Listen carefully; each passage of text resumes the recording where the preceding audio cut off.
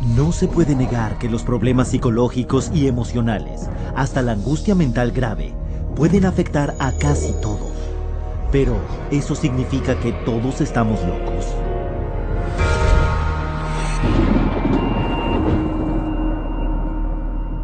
¿Qué causa la angustia psicológica? Los primeros psiquiatras pensaban que era un desequilibrio de los humores que se podía curar solamente sangrando a los pacientes por medio de cuchillos o de sanguijuelas. Otros pensaban que los problemas mentales provenían de los órganos como las amígdalas, el estómago y el vaso, de extirparlos. Luego intentaron alterar la función del cerebro, pero sin éxito.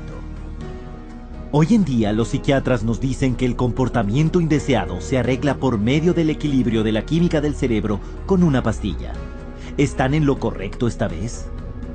They say you have a chemical imbalance of serotonin and dopamine, but there's never been a study to ever prove that, ever. It's just been indoctrinated into the culture and television advertising to the point where people now believe it as fact.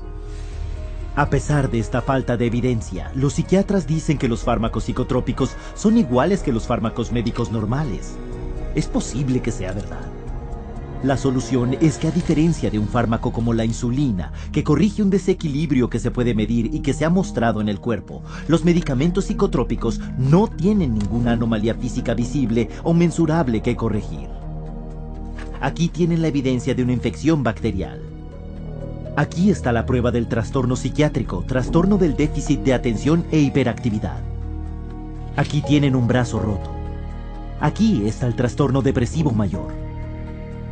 Aquí está un tumor cerebral. Y aquí está el trastorno bipolar. Lo que saca a relucir la pregunta: ¿cómo se puede medicar algo que físicamente no existe? La respuesta es que no se puede. Y además, debido a que los fármacos psicotrópicos se diseñan específicamente para eludir las defensas naturales del cuerpo y entrar en el cerebro, pueden alterar el delicado equilibrio de procesos químicos que son vitales para que el cerebro funcione bien. Every time you throw something into the system that's foreign to the system, you're creating imbalances elsewhere within the system. The body changes as a result of taking the medication, so when you stop taking the medication, the body's got to change back to the way it was before, if it can, because it can't always. And in doing so, it disrupts the whole system. Eso es lo que produce los algunas veces serios efectos secundarios. Paxil was the drug that gave me insomnia. I would cry very easily on it, and I completely lost my appetite within the first 2 days of taking it. It didn't help me study, it didn't help me do anything. I didn't even want to do work because I was so sick. Psych meds didn't help me at all. They made matters, I'd say probably like 10 times worse for me, maybe even 20. Only now I was further impaired by the medications, and I started having car accidents. They put me on Zoloft, and it made me want to kill myself. And I realized that those drugs were just destroying me. Even when I was on them, I realized that they were destroying me. A pesar de los efectos incapacitantes de sus fármacos, los psiquiatras y las empresas farmacéuticas los han utilizado para crear un mercado muy grande y lucrativo con un valor de miles de millones. Han hecho esto a base de dar nombres a más y más de los problemas de la vida como trastornos médicos que exigen el tratamiento psiquiátrico. Por ejemplo, la timidez se convierte en trastorno de angustia social, pérdida de un ser querido, trastorno depresivo mayor, nostalgia, ansiedad por la separación, sospecha, trastorno de personalidad paranoica, tener altibajos, trastorno bipolar, distraerse fácilmente, TDAH. Esa es la razón por la que es casi imposible que alguien vea a un psiquiatra hoy en día sin que se le diagnostique con una enfermedad mental. Y un diagnóstico de la enfermedad mental implica fármacos psicotrópicos. When a patient goes into a psychiatrist's office and asks for help, probably 98, 99, maybe even 99.9% of people are going to receive a medication. Y se estima que estos medicamentos causan más de 700,000 reacciones adversas graves cada año, incluso 42,000 muertes. Mientras tanto, la industria psiquiátrica gana $300,000 millones cada año. El punto no es si los problemas emocionales de la gente son reales. Sí lo son. La pregunta que debería hacerse es: ¿cómo es que los psiquiatras han convencido a la gente que estos problemas son indicadores de enfermedades mentales? cómo han utilizado estas enfermedades para generar una demanda de parte de médicos y del público para los fármacos psicotrópicos, y cómo es que estos fármacos sin poderes curativos conocidos y que tienen una lista interminable de efectos secundarios se han convertido en el tratamiento estándar para casi cada problema de la vida.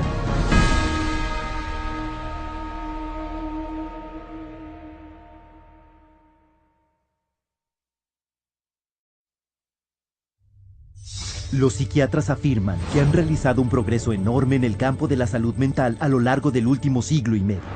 Para demostrarlo, hablan de una historia de grandes avances en el área de los fármacos psicotrópicos. Pero este desfile de elementos químicos para el cerebro son los increíbles descubrimientos científicos que quieren que creamos.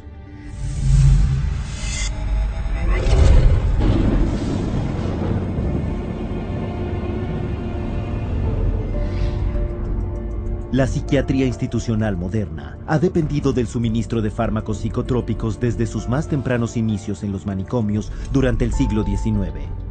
Durante ese periodo, los psiquiatras funcionaban casi exclusivamente como asistentes, prometiendo curar a quienes eran enfermos mentales graves. Pero como no podían, la medicina convencional no los consideraba verdaderos médicos. Other physicians considered psychiatrists as almost a doctor. Okay, because they weren't doing medical stuff.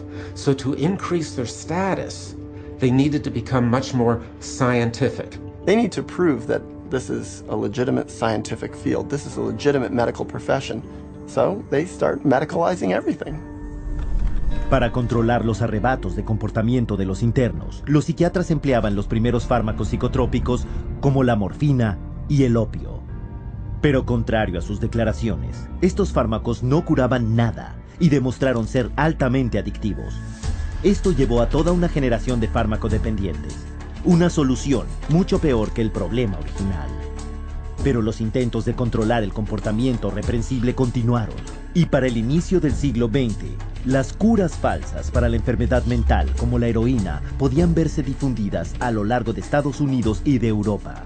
Incluso el psicólogo Sigmund Freud jugó un importante rol en la creación de la industria de la cocaína en el mundo occidental, escribiendo muchos artículos entusiastas que promocionaban su uso para la angustia espiritual y las dificultades de la conducta. Freud, as a psychoanalyst, he for a while was promoting cocaine as being a panacea for all kinds of problems.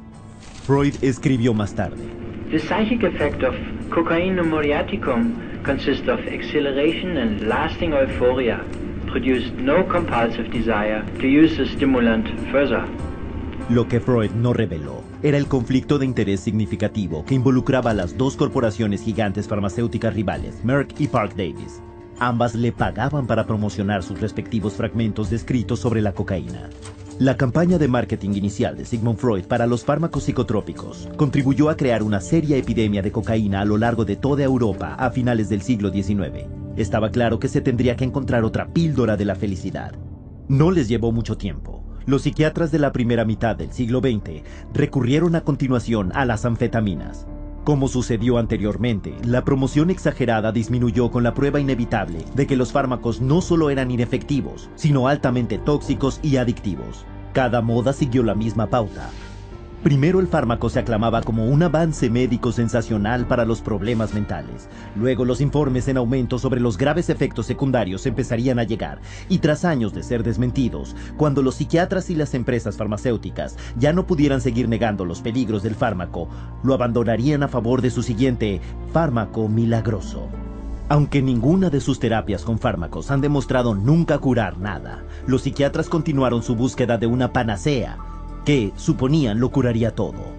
Y en 1954, su sueño, eso creyeron, se hizo realidad con la introducción del primer así llamado fármaco milagroso de la psiquiatría, el cloropromazine, más conocido como Thorazine. Diseñado y puesto a prueba originalmente como tinte sintético, luego como antiparasitario porcino, se descubrió accidentalmente que el Thorazine desconectaba los controles motrices humanos. Uno de los primeros artículos que promocionaban su uso psiquiátrico declaraba que la meta es producir un estado de retardación motriz, indiferencia emocional y somnolencia. Thorazine was considered the chemical lobotomy instead of cutting off the frontal lobes of the brain with an ice pick, you didn't have to do that kind of surgery. You could do it with a drug.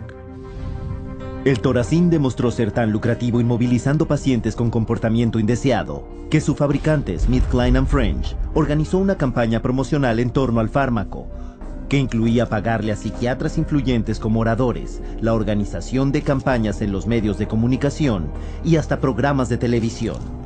Un preludio al marketing de fármacos masivos que vemos hoy en día. Thorazine at that time was thought of as a miracle because it was able to reduce the symptoms of psychosis and schizophrenia at that time that they knew about it, it emptied all of the psychiatric housing units. La campaña tuvo un éxito tremendo. El ingreso de SmithKline & French ascendió vertiginosamente más del 500% en las 2 décadas sucesivas, con el Thorazine representando más de un tercio de los ingresos de la compañía en 1970. Al final, un estimado de 250 millones de personas en todo el mundo han tomado Thorazine y fármacos de este tipo. 23% más que la población entera de Estados Unidos. Las puertas se habían abierto de par en par. SmithKline & French y los psiquiatras en sus nóminas habían demostrado que por medio del marketing podía haber dinero a lo grande con los fármacos psicotrópicos. Pero no pasó mucho tiempo antes de que se revelara que el Thorazine tenía sus propios problemas. Thorazine chronically led to really serious problems such as tardive dyskinesia, which is a movement disorder that's very, very bothersome, and supposedly it's irreversible. The tongue darting, you know, the muscle jerking, you know, the eyes rolling back in the head. Most people were sometimes permanently damaged by it. So they were going to have to live their life with this neurological problem that was actually created by the pharmaceutical industry with their medication. Como el Thorazine entorpecía de esa forma el funcionamiento mental, su uso tuvo que limitarse a las instituciones. Pero habiendo grandes sumas de dinero de por medio, la carrera consistía en descubrir un fármaco psicotrópico que pudiera sacarse de las instituciones y llevarse a manos de un mercado mucho más amplio, más extenso y más lucrativo, el público en general. Since they were emptying the institutions of all these psychotic patients with the advent of Thorazine, now they had to find different ways to treat people. So what better way than to go into the community and have an office and bring in your everyday person or your executive under high stress or mama who's taking care of all the kids, and they needed some way to create a therapy for them. En 1955 ese fármaco fue aprobado. Se llamaba Miltown. El primero de los así llamados tranquilizantes con efectos mínimos. Pero para vender su nueva clase de fármacos psicotrópicos al público, los psiquiatras y las compañías farmacéuticas primero tuvieron que volverlos a posicionar como trabajan en los procesos de la enfermedad, más que solo agentes sedativos o de refrenamiento de comportamientos humanos indeseables, como había sido el Thorazine. Para hacer esto, iniciaron un bombardeo de marketing sobre sus colegas, poniendo anuncios en publicaciones profesionales como el Diario Americano de Psiquiatría. Entonces se contrató a prominentes psiquiatras para que difundieran las noticias al resto del campo médico. Pocos sabían que la industria farmacéutica le estaba pagando a Nathan Kline, uno de los psiquiatras más influyentes de su época, cuando proclamó que tranquilizantes como Miltown tenían una importancia equivalente a la introducción de la energía atómica, si es que no era mayor. Se enviaron muestras gratuitas a los psiquiatras y médicos para hacer que los pacientes empezaran a usar el fármaco. Un año después, la presentación del marketing llegó al público. Y Miltown pronto se convirtió en el primer fármaco de superventa no solo para los encarcelados en un manicomio, sino para el público en general. Se comercializó Miltown a las mujeres embarazadas, las amas de casa y los oficinistas que lo llamaban Excedrin para ejecutivos. So it opened up a door for community-based mental health, whereby the psychiatrist could then have a role. So they became very closely associated with the pharmaceutical industry, and they were demanding as well to come up with better things for mom and pop and the executive and the superstar Hollywood actress or actor, and soon, you know, it became a fashion to take some of these medications. Para los años 60, se habían distribuido 36 millones de recetas de Miltown únicamente en Estados Unidos, lo que representó $200 millones en ventas, una cifra sin precedentes en aquella época para cualquier fármaco psicotrópico. El éxito de Miltown condujo a la introducción de muchos más fármacos psicotrópicos para el público en general a lo largo de las décadas de 1950 y 1960. Uno de esos fármacos era el Valium. Lanzado con la delirante aclamación de los psiquiatras y la prensa, Valium se recetó de forma tan amplia a las amas de casa con estrés que incluso adquirió un sobrenombre, un pequeño ayudante para las madres. En medio de todo este alboroto, había fuertes pruebas iniciales y bien documentadas de que con los tranquilizantes también venían efectos secundarios graves que alteraban la vida. A Miltown, por ejemplo, pronto el asesor del presidente de la Comisión sobre Abuso de Narcóticos y Fármacos de 1962 lo etiquetó como aún más peligroso y adictivo que la cocaína o la metanfetamina, y pronto cayó en desuso. Pero la comunidad psiquiátrica ignoró esos avisos. Se había abierto la caja de Pandora, y con sus nuevas píldoras, ellos ya no eran los que cuidaban al demente.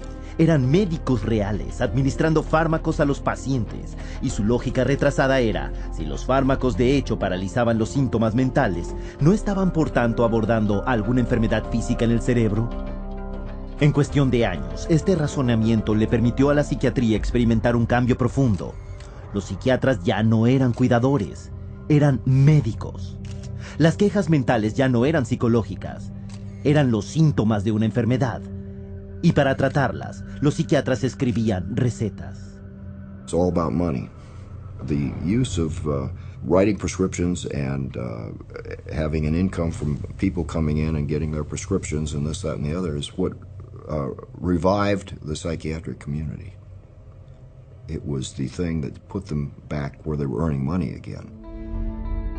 El negocio estaba yendo tan bien que un grupo de prominentes psiquiatras se reunió en Puerto Rico en 1967 para planificar la expansión del uso de los fármacos psicotrópicos para el año 2000. De acuerdo al psiquiatra que lo organizó, Dr. Wayne O. Evans, psychomedication is now an accepted way of life, and the search for the just right pill has become the goal for many people. Para principios de la década de 1980, el Valium se había convertido en el fármaco más ampliamente recetado en el mundo occidental. Tan solo en 1978 se habían vendido casi 2.300 millones de comprimidos, suficiente para medicar a la mitad de la población mundial. El negocio de la medicación psicotrópica había llegado a estar tan fuera de control que en una audiencia de 1979 sobre el uso y abuso de los benzodiazepanes, un senador de Estados Unidos comentó: The whole pitch appears to be to sell, market, sell and market. Pero cosas mayores todavía estaban por llegar. The next drug that became a rage was Prozac. And of course, Prozac was not for anxiety, but for depression. And all of a sudden, the diagnosis of depression starts multiply. The number of people who are diagnosed as being depressed starts multiplying substantially. Prozac se lanzó con un bombo y platillo tremendo, con cuentos de recuperaciones milagrosas, mentes enfermizas curadas y vidas destrozadas restablecidas. Y todo sin casi ningún efecto secundario o adicción, o por lo menos eso afirmaba su fabricante. Se prosiguió rápidamente con muchos antidepresivos nuevos, promocionando también un alivio psicológico instantáneo con pocos inconvenientes. Y con esto, la corriente principal psiquiátrica abandonaba la psicoterapia en favor de la farmacología para siempre.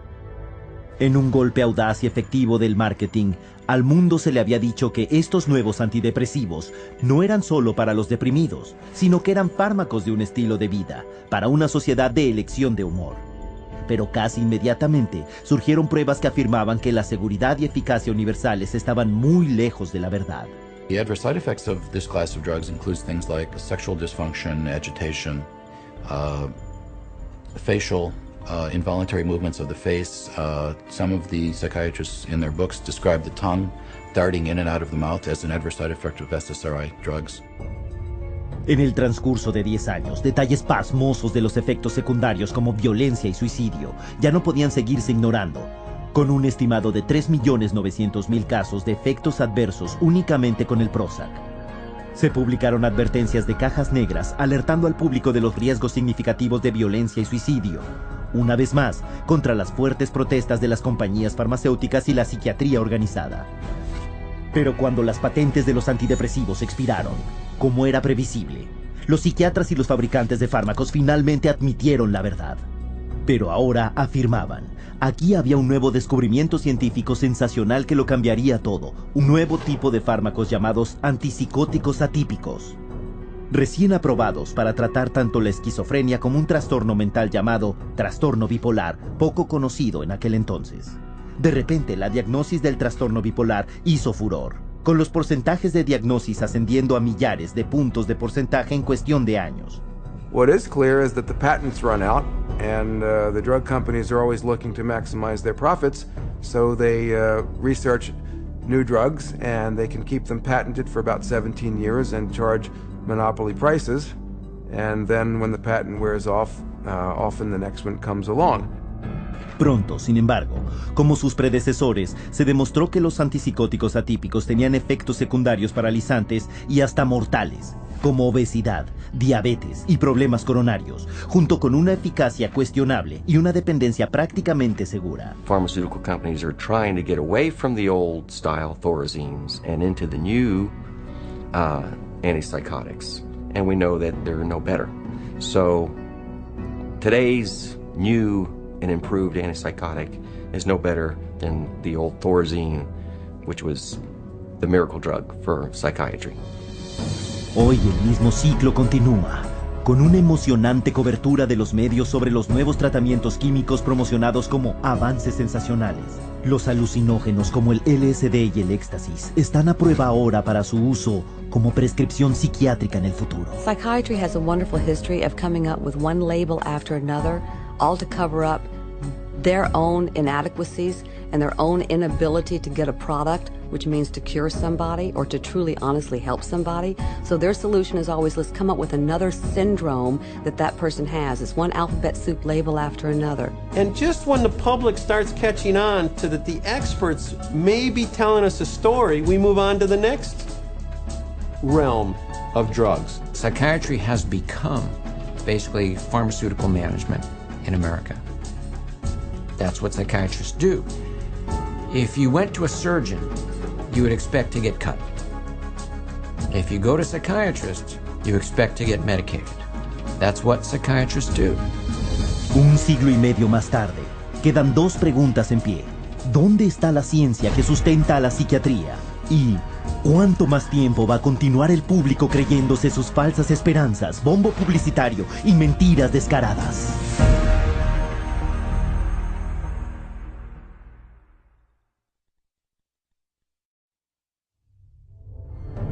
Desde hace mucho, los psiquiatras desearon ser considerados a un nivel equiparable con los profesionales médicos. Pero mientras los médicos regulares tienen pruebas de diagnóstico para demostrar o rebatir la existencia de enfermedades, los psiquiatras no las tienen. There is no objective testing in psychiatry. There is no blood test, there is no urine test, there is no biopsy. There's nothing that objectively proves that there's anything physiologically or biochemically wrong that's creating your symptoms. With cancer, you can do a screening and it's there or not. You can look at the cells and you can tell if it's there. Different diseases, you can look at it and you can see it under a microscope, or you can see it in an MRI, or you can see it in a CAT scan. With mental health, you can't see it. It can't be diagnosed in a medical procedure. It's all subjective. Así que la pregunta es, sin ningún análisis científico de laboratorio que muestre la presencia o ausencia de problemas mentales, ¿cómo funciona el sistema de diagnóstico psiquiátrico y cómo llegó a extenderse tanto?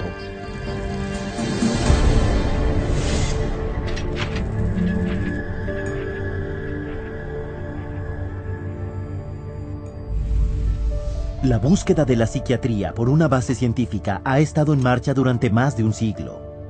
A finales del siglo XIX, el psiquiatra alemán Emil Kraepelin fue el primero en intentar clasificar los problemas mentales como estados médicos de enfermedad. Aunque dedicó su vida a intentar demostrar que ese problema venía exclusivamente de fuentes biológicas y hereditarias, nunca pudo hacerlo, concluyendo finalmente que era prácticamente imposible diferenciar científicamente al normal del demente. A pesar de los hallazgos de Kraepelin, los psiquiatras persistieron con muchos esfuerzos en la clasificación a lo largo de los años, lo que resultó en la primera edición del Manual de Diagnóstico y Estadística de Trastornos Mentales, publicado por la Asociación Psiquiátrica Americana en 1952.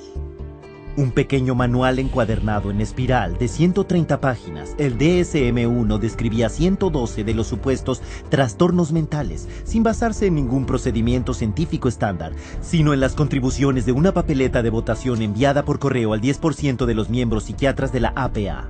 Con la publicación de su segunda edición en 1968, el DSM había ahora crecido a 145 trastornos, sin basarse todavía en ninguna ciencia, aunque lleno de teorías sobre los orígenes de sus enfermedades.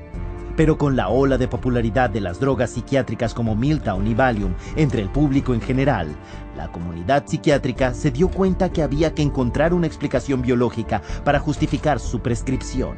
Y la encontraron en un artículo escrito por el psiquiatra Dr. Joseph Chilcrout. Aunque él no tenía forma de descubrir en qué consistía la química normal del cerebro, Chilcrout teorizó que los problemas mentales podrían estar causados por un desequilibrio bioquímico de los neurotransmisores del cerebro. It's a great line, the chemical imbalance. There's no evidence for it. There is no way you can measure or document that such a thing occurs in the first place. There are no lab tests to see what your neurotransmitter levels are or how much you need and how off your balance is. Chemical imbalance sounds good, sounds scientific, but where's, as we know, there isn't any way to measure what the balance is. There is no identifiable chemical imbalance in the human brain other than the chemical imbalance that comes from putting a medication in that brain. And so we've been sold that there's a chemical imbalance, but there's no science to back that up. Aunque Chilcrout nunca pudo demostrar su teoría del desequilibrio químico, era demasiado tarde. La comunidad psiquiátrica ya había adoptado la teoría como una explicación médica que sonaba plausible para los trastornos mentales enumerados en el DSM. Pero sin análisis que confirmaran el desequilibrio químico, los psiquiatras todavía estaban plagados de graves incoherencias en el diagnóstico. No solo eso, sino que los psiquiatras no podían diferenciar al cuerdo del demente. Este punto lo dejó totalmente claro en 1972 el famoso experimento de Rosenhan, donde un total de 8 voluntarios perfectamente sanos se presentaron en instituciones mentales afirmando oír voces en sus cabezas que solo decían vacío, hueco o sas. No se declaró ningún otro síntoma psiquiátrico. El resultado, cada uno de los voluntarios, incluido el Dr. David Rosenhan, fue internado inmediatamente en la institución. The moment we were admitted to the hospital, we abandoned our symptom, and we behaved the way we usually behave. The question was, would anyone detect that we were sane? The answer was, no. No one ever did. Todos, excepto uno, fueron diagnosticados como esquizofrénicos. Solo los dieron de alta después de admitir que en verdad estaban enfermos mentalmente y en remisión. Tras enterarse del experimento, la comunidad psiquiátrica estaba furiosa. Un hospital retó a Rosenhan para que enviara más voluntarios, prometiéndole detectar a cada uno de los pacientes falsos. 3 meses después, anunciaron orgullosamente que de 193 pacientes que se habían presentado, habían mandado a casa más de 41 que fingían una enfermedad mental y consideraron a otros 42 como sospechosos. El problema era que el Dr. Rosenhan no había mandado a una sola persona. 70 años después, la conclusión de Emil Kraepelin de que la psiquiatría no podía diferenciar la cordura de la demencia se había demostrado otra vez como correcta. En su estudio, Rosenhan concluyó: cualquier proceso de diagnóstico que se presta demasiado fácilmente a errores masivos de este tipo no puede ser uno muy fiable. No fue solo el bochorno resultante del experimento Rosenhan lo que causó que la dirección psiquiátrica adoptara un enfoque nuevo para el diagnóstico. Con la rápida expansión en el negocio psicotrópico, la psiquiatría experimentó un cambio sísmico en la forma en que promocionaba la enfermedad mental. Y la tercera edición del DSM, encabezada por el psiquiatra Dr. Robert Spitzer, adoptó un enfoque biológico basado decididamente en el cerebro. A diferencia de sus predecesores, el DSM-3 propuesto daba por sentado que los problemas mentales se derivaban de las anormalidades físicas del cerebro. Y en vez de describir causas psicológicas posibles debido a la angustia mental, el DSM-3 simplemente les proporcionaría a los clínicos listas de verificación de los síntomas. Sin embargo, estas descripciones eran lo bastante amplias para poder aplicárselas a cualquiera en cualquier momento de la vida. Sin ninguna ciencia para apoyarlos, estos nuevos trastornos propuestos y las listas de verificación que iban con ellos se vieron sujetos a negociación intensa, compromiso, alteración y acalorado debate.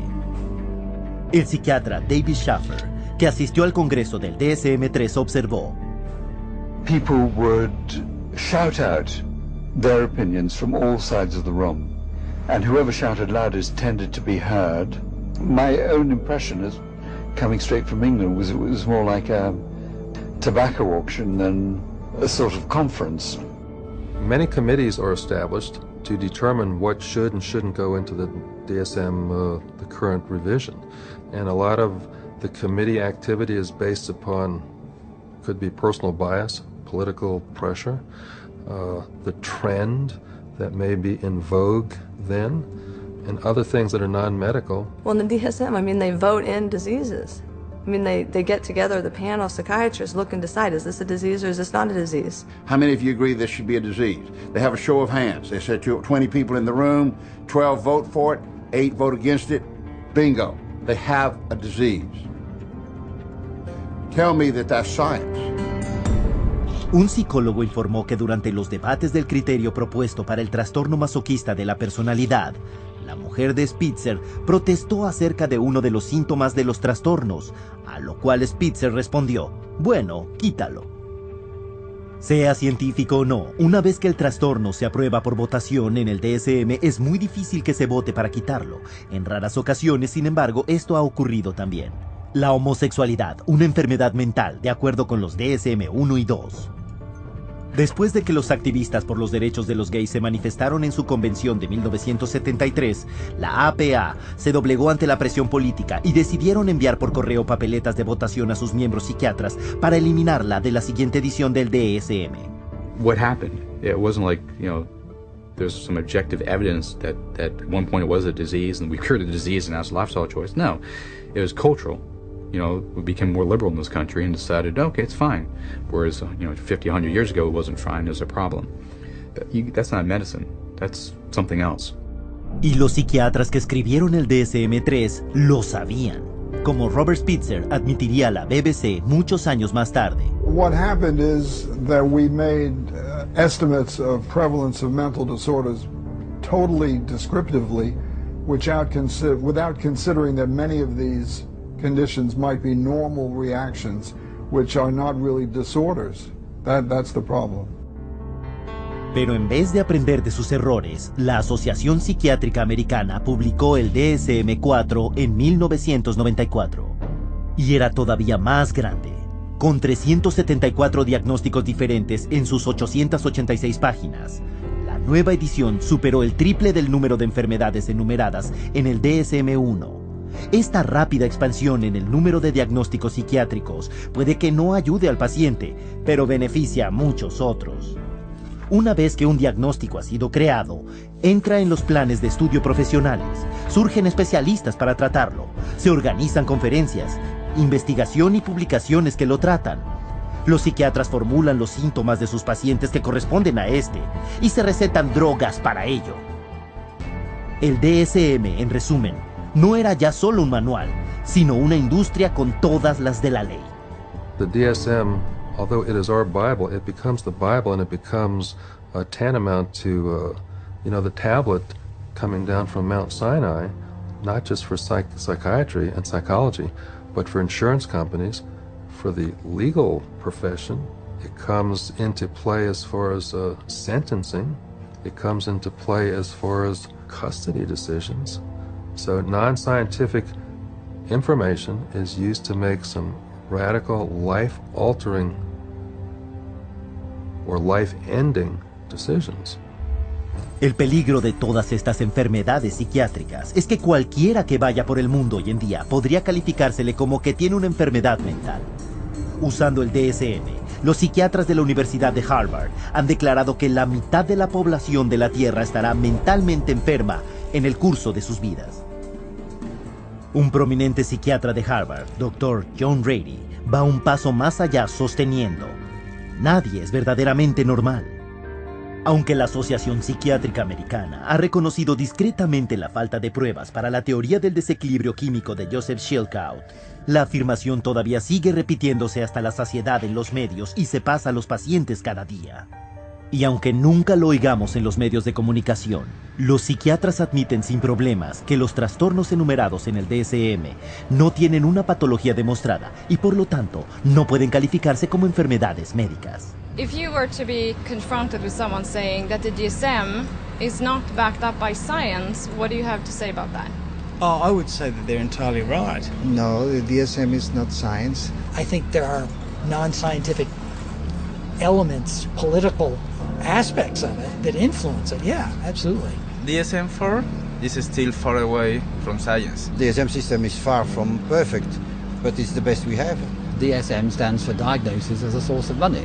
It brings in a lot of money. No obstante, la siguiente edición, el DSM-5, se encuentra en la etapa de planificación y espera publicarse en el 2012. Y esta vez, la negociación para las siguientes enfermedades psiquiátricas se está llevando a cabo en secreto. Pero sí conocemos algunos de los nuevos trastornos bajo consideración.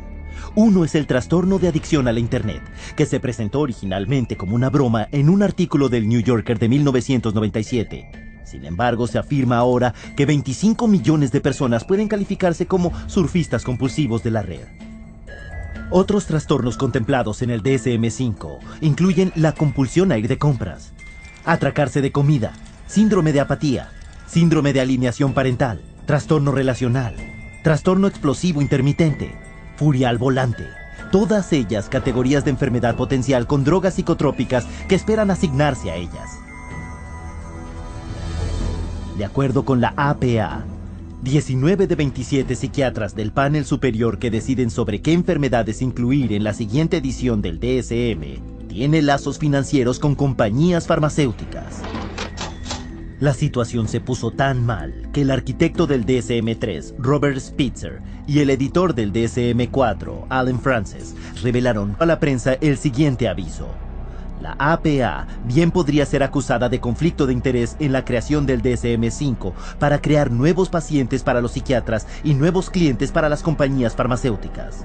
Pero la comunidad psiquiátrica había decidido no abordar ese tema, y por una buena razón. Hoy en día, las drogas psiquiátricas le permiten a las compañías farmacéuticas embolsarse más de 80,000 millones de dólares al año. Y con cada nueva edición del DSM, los diagnósticos no solo se han expandido en número, sino que arrojan una red más amplia para abarcar segmentos de la población como la tercera edad, los militares, las mujeres en estado y hasta los niños. In my training, when I first started this, they told us that they would not give a bipolar diagnosis for a child under 18. These days, I see children diagnosed with bipolar disorder at 5 and 6 years old. A 2-year-old can be throwing a temper tantrum and then stop and be fine. Anybody that's a parent has seen that happen. That doesn't mean they're mentally ill. It means they're 2-year-olds. How can you even diagnose a 2-year-old as a bipolar disorder? I mean, how can you diagnose anybody as a bipolar disorder if you want to look at it that way? Because there is no such thing as bipolar disorder, not from a medical standpoint. It's not like you can find a cell in a person that shows that they have bipolar disorder. It's not like they have a fever or run a temperature, like if they had a physical illness. This is a behavioral definition only. In other words, a human being sat there and made a subjective decision that this person has this so-called condition. Hoy en día, casi 1 millón de niños han sido diagnosticados como bipolares, haciéndolo más extendido que el autismo y la diabetes combinadas. En el 2007, 500,000 de niños y adolescentes tomaron por lo menos una receta de un antipsicótico, incluyendo 20,000 que tenían menos de 6 años de edad. Las drogas antipsicóticas, poderosos compuestos químicos diseñados solo para los pacientes más gravemente afectados mentalmente, son ahora una industria de 22,800 millones de dólares. If you spent days reading the newest DSM, you would be able to diagnose every human being that you ever saw. And with the diagnosis, come to treatment. The DSM most definitely helps in the prescribing of drugs. It legitimizes the process of pulling out the prescription pad. Because here is this disease entity. The disease entity is addressed with this medication. And the DSM is in the service of making things reductionist into very simple, simplistic ways of looking at things. That makes it easier for the pharmaceutical company to create a medication for. The only thing that we've left out of that equation is the person. Y la persona promedio es completamente inconsciente de que los diagnósticos psiquiátricos no son médicos, sino meramente basados en comportamientos votados. Lo que nos lleva a la siguiente pregunta: ¿cómo los psiquiatras toman estos trastornos inventados y hacen que la gente se crea que los tiene?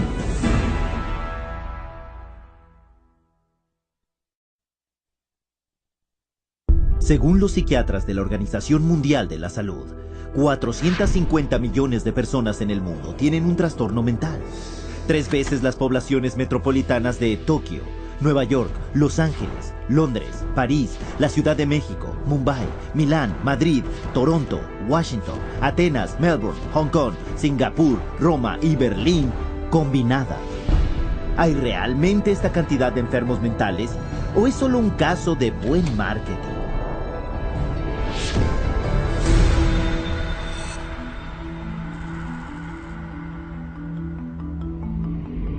A principios del 99, Estados Unidos se enfrentó a una nueva epidemia aterradora.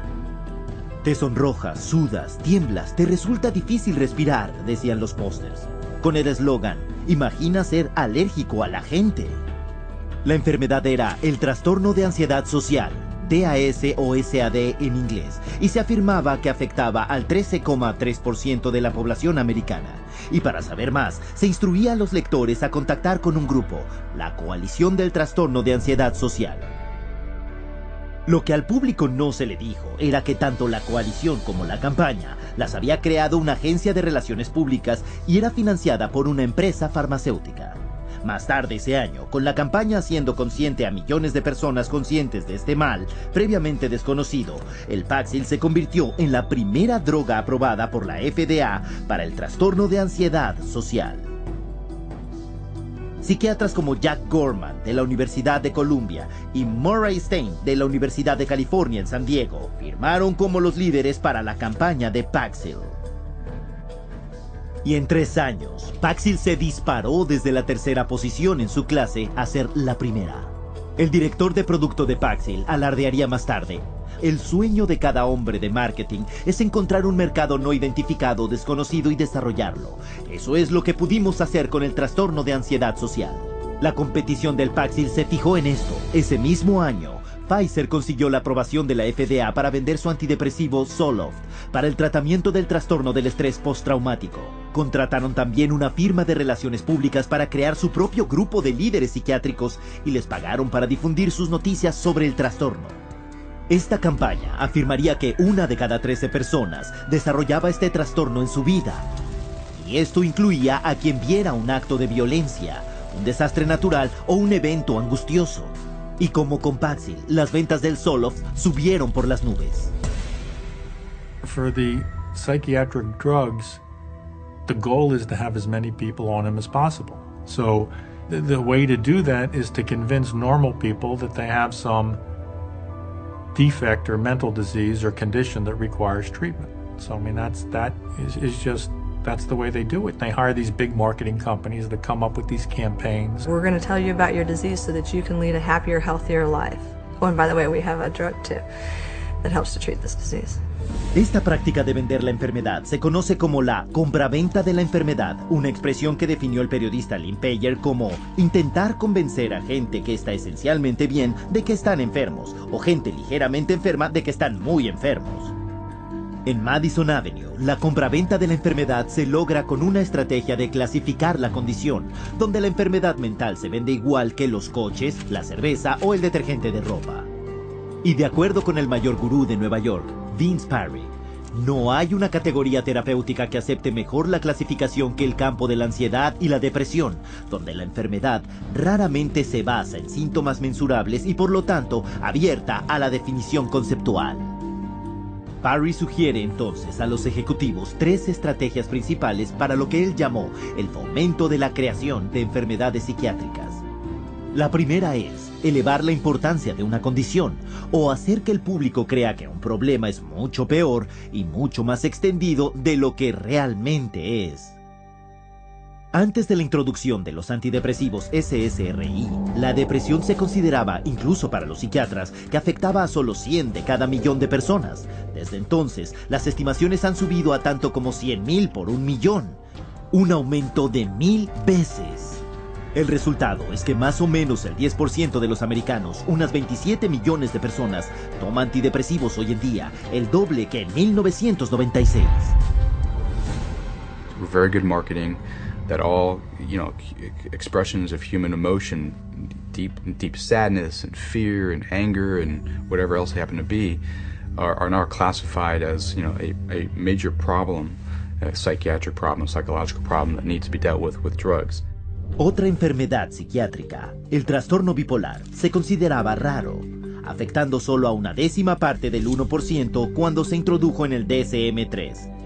Hoy se afirma que un 10% de la población, 100 veces el número original, tiene esa condición.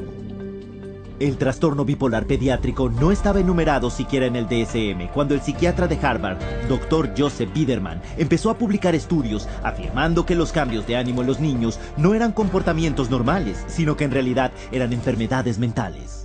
La campaña de ventas de la enfermedad de Biederman funcionó. Solo en la última década, el índice de niños con bipolar ha subido un 4000%.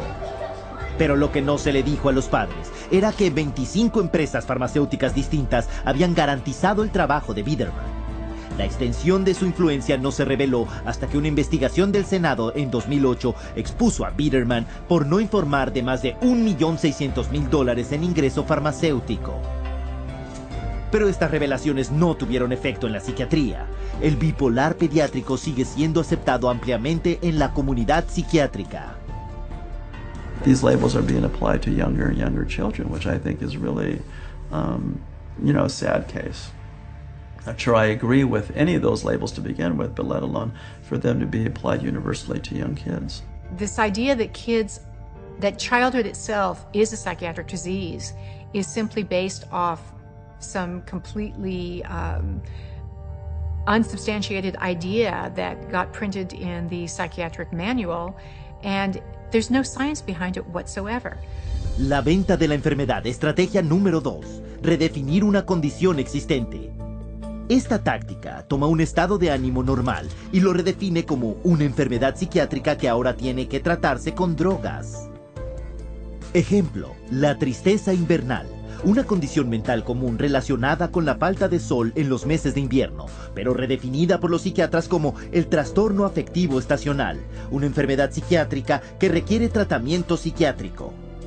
Otro ejemplo, consideremos el cambio de emociones en la menstruación de la mujer, creada por los psiquiatras como trastorno disfórico premenstrual. Una enfermedad mental descubierta no en el laboratorio, sino en el departamento de marketing del fabricante de drogas Eli Lilly. When Prozac patent came up, they realized they needed to come up with some sort of new to keep the money rolling in, and they came up with a new disorder. They just made it out of thin air, the premenstrual dysphoric disorder, the PMDD, and then the new wonder drug, which was Serafem, which if you look at Serafem on the back of the label, it just says, this is Prozac. And they were able to keep that patent so that nobody else could make it, so that they could keep that money rolling in. Many of the drugs today are simply drugs repackaged. They're drugs that had a patent and now are generic or now get called something else, or they decide now to use them for something else. Estrategia número 3 para la venta de enfermedad. Crear una condición nueva para una necesidad del mercado no satisfecha. Ejemplo, trastorno de ir de compras compulsivo, promocionado por el psiquiatra Dr. Jack Gorman. En sus apariciones ante el público se citaba un estudio reciente que afirmaba que hasta 20 millones de americanos, 90% de ellos mujeres, podía tener el problema. Lo que no reveló era que el estudio fue financiado por los laboratorios Forest, fabricantes del antidepresivo Celexa, y que él era un asesor pagado para por lo menos 13 firmas farmacéuticas, incluyendo Forest. La mayoría de los consumidores no ha oído hablar del concepto del marketing de la enfermedad para sacar beneficio, pero para los que están en la publicidad y los fármacos es bien conocido. Un informe de 2005 de comprensión de la empresa Reuters para ejecutivos de compañías farmacéuticas observa que la capacidad de crear nuevos mercados de enfermedades aporta una cantidad indecible de miles de millones de ventas de fármacos y que los próximos años presenciarán todavía más creación de enfermedad patrocinada por las corporaciones. If I can't get along with my husband, take a drug. If I'm feeling a little depressed, take a drug. If I can't study properly, take a drug. We become a fast food, what I call a fast food, fast drug society. Uno podría entonces preguntar, ¿hay alguien cuestionando este aumento extremadamente cuestionable y científicamente no probado de diagnósticos mentales? En abril de 2006, el diario médico británico encontró sin querer, cuando publicaron un estudio pionero que anunciaba una enfermedad psiquiátrica recién descubierta, el trastorno de deficiencia motivacional o MODED. Se caracterizaba por letargo y una indisposición para trabajar. Se afirmó que MODED afectaba a millones. Pero cuando los medios de comunicación por todo el mundo transmitieron las noticias sin cuestionarlas, el diario dijo la verdad. El estudio era parte de la edición de su Día de los Inocentes. Pero el chiste demostró el punto. La venta de la enfermedad funciona. Incluso gente sin enfermedades mentales pueden ser consideradas en riesgo y que se les recomiende un tratamiento de drogas. Un estudio publicado en el diario de la Asociación Médica Americana instaba a todas las víctimas de ataques al corazón a tomar un antidepresivo para prevenir la depresión, estuvieran deprimidos o no. Luego se descubrió que los autores tenían una relación financiera no revelada con el fabricante del antidepresivo, Lexapro. El drogado preventivo es la onda del futuro. Como un experto dijo, por lo visto hay una cantidad de dinero ilimitada que ganar con el marketing farmacéutico de los remedios para las enfermedades, y todavía más de los remedios para reducir los factores de riesgo para la enfermedad. And of course, every time they come out with a new mental disorder, then they come out with a new drug to counteract it. At least to me, it seems like nothing more than a marketing ploy. There are certain executives in the pharmaceutical manufacturers that have stated that one day in America, every person will be on drugs, healthy or not. Con estas astutas campañas de ventas de la enfermedad, 100 millones de personas en el mundo están hoy en día tomando psicotrópicos. Y como resultado, la industria de los psicotrópicos está ganando más de $150,000 cada minuto. Un asesor del consumidor dijo, puedes vender cientos de millones de dólares de una droga, hasta una mala, si tienes la campaña de marketing correcta. Lo que nos lleva a nuestra siguiente pregunta. Ahora que las campañas de comercialización de la enfermedad crean la ilusión de enfermedad mental generalizada, ¿qué tan seguras son las drogas que los psiquiatras recetan para tratarla?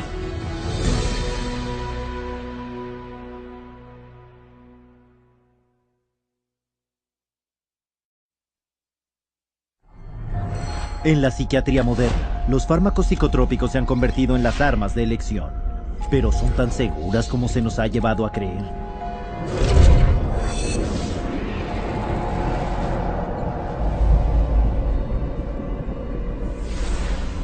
Cuerpos de regulación internacionales, como la Administración de Alimentos y Fármacos de Estados Unidos, requieren que todos los fármacos sean seguros y eficaces antes de que puedan comercializarse.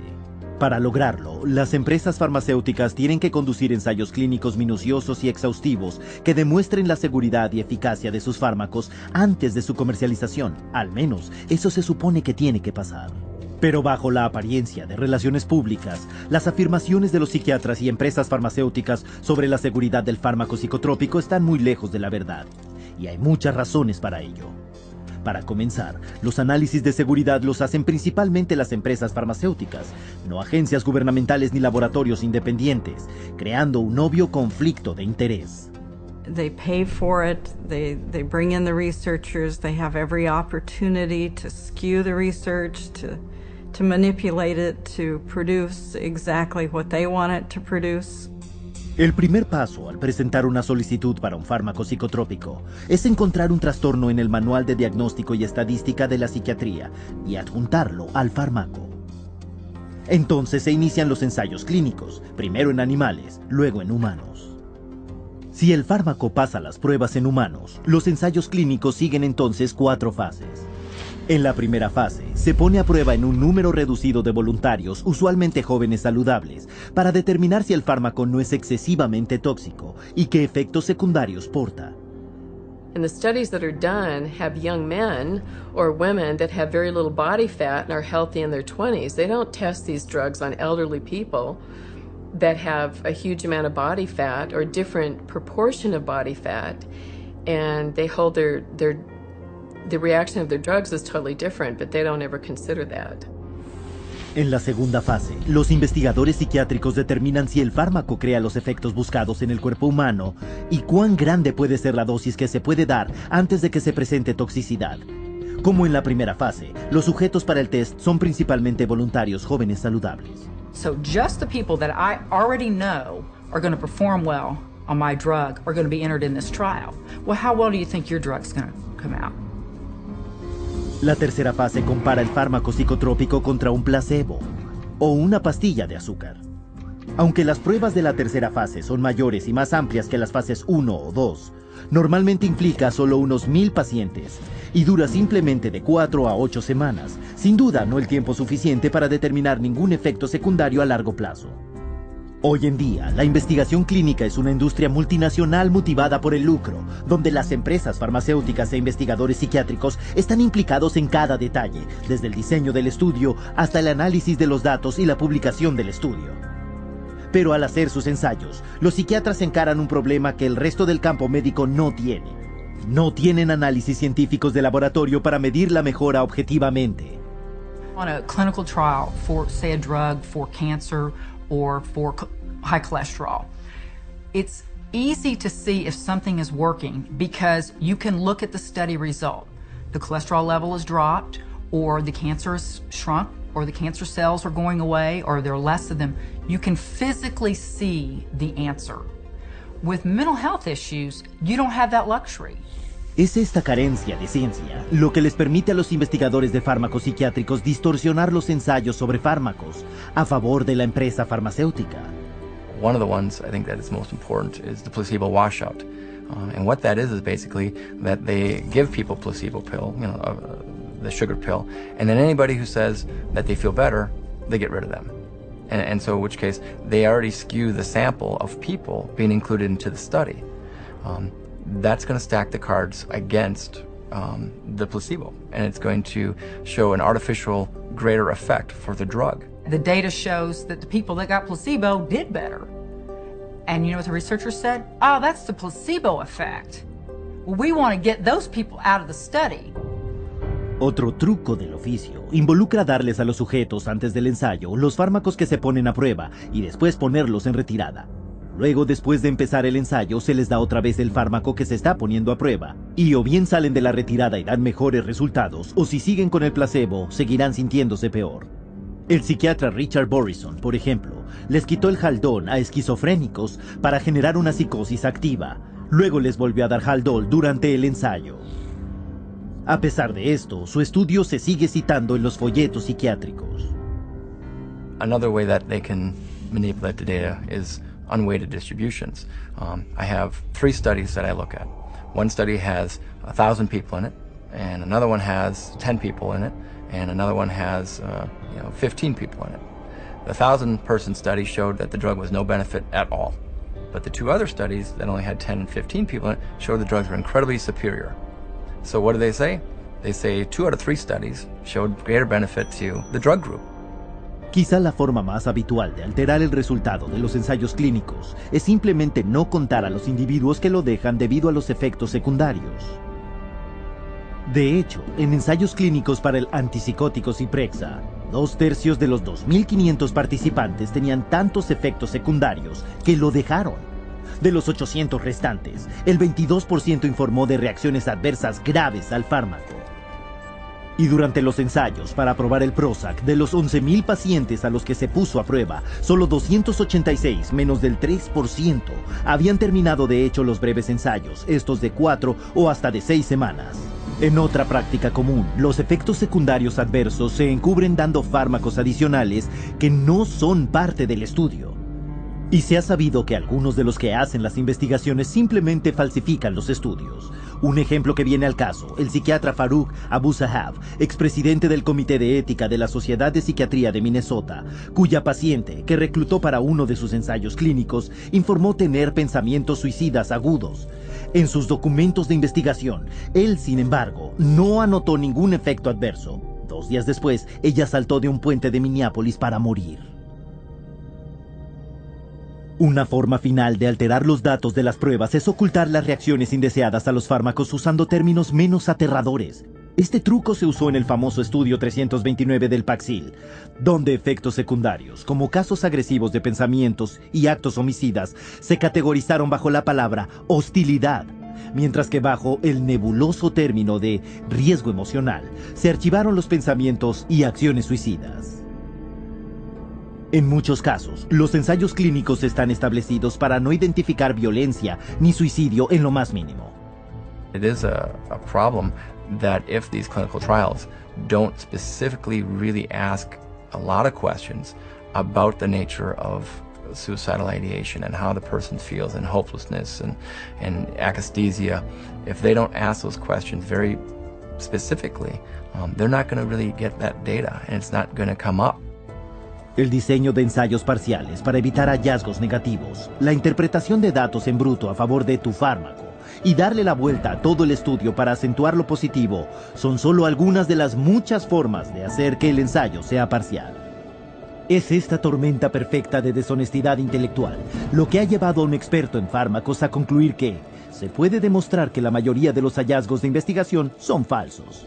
Las empresas de fármacos son las dueñas de esos estudios, y cuando creen que tienen suficientes pruebas para convencer a quienes los regulan de que su fármaco es seguro y eficaz, les presentan sus ensayos clínicos de la tercera fase para su aprobación.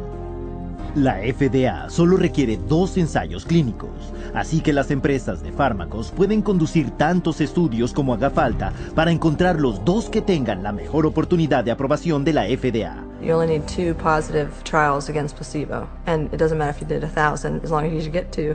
And it's amazing, sometimes they actually don't.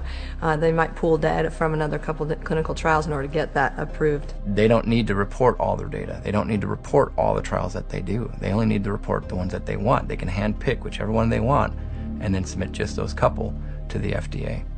Como director de la División de Productos Médicos Neurofarmacológicos de la FDA, el psiquiatra Paul Levere se quejaba de que el patrocinador podría simplemente hacer estudios hasta que las ranas criasen pelo, hasta lograr que un par de esos estudios casualmente fueran significativos estadísticamente, sacarlos y decir que se ajustaban a los criterios.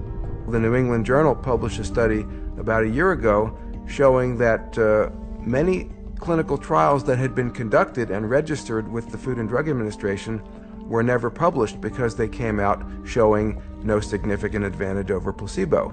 So antidepressants are not as effective as they are being made out to be, and the side effects are not as emphasized as much as they should be. Este punto lo hizo obvio en el 2008 el psicólogo Irving Kirsch y sus colegas, quienes obtuvieron cada ensayo clínico que se presentara alguna vez publicado o no de la FDA de Estados Unidos de 4 antidepresivos de la nueva generación. Los resultados fueron tanto alarmantes como ilustrativos. En las palabras de Kirsch, las medicaciones antidepresivas han mostrado solo beneficios modestos en relación con el tratamiento de placebos, y cuando se incluyen datos de ensayos no publicados, el beneficio cae por debajo del criterio para una importancia clínica. Además de esto, se han descubierto cantidades de efectos secundarios asociados con cada uno de estos antidepresivos, incluyendo homicidio, suicidio y asesinato en masa. People really don't realize that from the beginning there's been a question of how marginally efficacious these drugs really are apart from placebo. And yet we have horrific side effects. Combine the two, and where's your risk to benefit ratio? It's down the toilet. Pero los psiquiatras desestimaron el estudio de Kirsch, porque los fármacos psicotrópicos son un negocio redondo y los ensayos clínicos son una gran parte de ese negocio. Tomemos por ejemplo a Martin Keller, expresidente del Departamento de Psiquiatría de la Universidad Brown, autor principal del estudio así llamado Paxil 329. Este ensayo clínico, que puso a prueba cientos de niños con el antidepresivo Paxil, encontró que el fármaco era, en forma general, bien tolerado y eficaz, lo que en términos científicos es un elogio efusivo. Y la lista de coautores del estudio tiene 22 de los más destacados líderes de opinión clave en la psiquiatría. I mean, that was a lot of people, but they were the who's who of psychiatry, and this was going to be a publication that I think, took them, into the end zone on getting their approval for kids. Con la aprobación de la FDA, Paxil se convirtió en un éxito de ventas en el mercado infantil y adolescente, con ventas de $55 millones en el 2002. No fue hasta que la oficina del fiscal general del estado de Nueva York presentó una demanda en el 2004 que la verdad salió a la luz. Los datos en bruto mostraban que Paxil no solo no era más eficaz que el placebo, sino que los pacientes jóvenes tomando Paxil tenían 6 veces más tendencia a los pensamientos suicidas. De hecho, estos datos revelaron también que 11 de 93 niños en el estudio desarrollaron efectos secundarios graves, por lo que hubo que hospitalizar a 7. Pero conforme al propio administrador de Keller, a muchos de esos niños o se les descartaba del estudio o se les codificaba como no de acuerdo al estándar para evitar tener que contarlos. Aunque no admitió su culpabilidad, la empresa farmacéutica llegó a un acuerdo extrajudicial de $2.500.000, menos de lo que Paxil hacía cada 7 horas. Siguiendo a esto, cientos de demandas judiciales. Pero cuando los abogados hicieron declarar al Dr. Keller, principal autor del estudio 329 de Paxil, este no admitiría demasiado. I can't remember exactly what I said. I don't remember anything specific about any of these meetings. If my name wasn't on the top, I wouldn't remember ever having seen it. If I saw them, I don't remember. The answer is, I don't remember. I don't recall if I was. I don't recall asking him, which isn't to say that I didn't. I want to pick up on the question Mr. Coffin asked you about the 5-fold increase of the Paxil kids experiencing suicidality over the placebo kids. Do you recall those questions? I do. And you said that you weren't particularly aware of that, except for with regard to a manuscript that was sent to you in confidence by GSK. Correct. That actually is not correct, though. I mean, this was an issue that had been presented to you by a number of different reporters that you personally responded to. Is that correct? I don't remember. ¿Cómo podía haber sabido tan poco sobre un estudio de un fármaco en el que él era el autor principal y que él mismo usó para promocionar Paxil para los niños en destacados diarios médicos y en congresos? The ultimate publication of Study 329 was ghostwritten by an agency hired by GlaxoSmithKline, and eventually they, after the manuscript was written, they put Martin Keller's name on it as an author. There again, and maybe you can tell me where I can find it in the paper. No, I'm asking you if you were aware. I don't remember the specifics. And then we finally showed him a document from GlaxoSmithKline where GlaxoSmithKline says that the study was entirely flawed. It was a complete failed study, and it certainly didn't show that Paxil was remarkably efficacious for treating children and adolescents in depression. Can you read that into the record, please? Essentially, the study did not really show Paxil was effective in treating adolescent depression, which is not something we want to publicize. We asked him, with that information now, how can you tell us that it would be okay and safe to give a kid Paxil? And he couldn't answer the question. He sat back, he put his head in his hands, and for, the longest 2 minutes sat there silent. Durante los 2 últimos años de su estudio del Paxil, Keller se embolsó personalmente $1 millón en dinero de la empresa farmacéutica, nada de lo que revelara en la investigación que publicara. When people look at the field of psychiatry and they hear all these reports in the New York Times and Boston Globe, and they see this psychiatrist or this psychologist, took money and didn't disclose it, they wonder, well, is this causing up biases, in the field? I think that's a legitimate concern of the public because of the fact that it is true. Con este nivel de corrupción dominando el campo de las pruebas de fármacos psicotrópicos, nos queda la pregunta: ¿dónde están esos a quienes se les confía nuestra protección?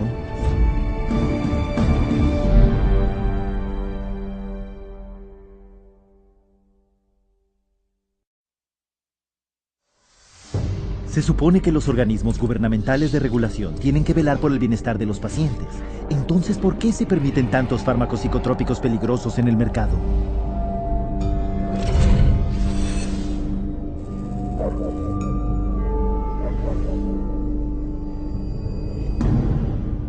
En algún punto se consideró que la Administración de Alimentos y Fármacos de Estados Unidos era el estándar de oro en la seguridad farmacéutica, pero ya no cuando se trata de los fármacos psicotrópicos, pues el psiquiatra y las empresas farmacéuticas se han apoderado del proceso de aprobación. Desde hace mucho, los consultivos de fármacos de la FDA que recomiendan la aprobación de fármacos psicotrópicos han estado bajo el dominio de psiquiatras con vínculos financieros con las empresas farmacéuticas. Un estudio mostró que el 92% de las reuniones de asesoría de la FDA en la última década tenían al menos un miembro con conflictos de intereses. En respuesta a la acusación de conflicto de intereses, la FDA dice haber intentado encontrar expertos en salud mental sin conexiones con la industria farmacéutica, pero sin encontrar uno. Para resolver esto, emiten renuncias de derechos que permiten que un psiquiatra forme parte del panel asesor sobre el fármaco, a pesar de tener un conflicto de intereses de hasta $50,000 al año con tales empresas. The advisory panels that review drugs, most of these people are direct recipients of money from usually the drug under study, the company that's submitting the drug, and they waive the conflicts most of the time. So it's pretty pervasive, and it's quite insidious. Full waivers have been granted to the following participants. Dr. Andrew Leon for his role as a member of a data safety monitoring board for an affected firm. He receives between $10,001 and $50,000 per year. Dr. Bruce Pollock has been granted a limited waiver for his activities on an advisory board and speakers bureau for an affected firm in which he receives less than $10,001 per year.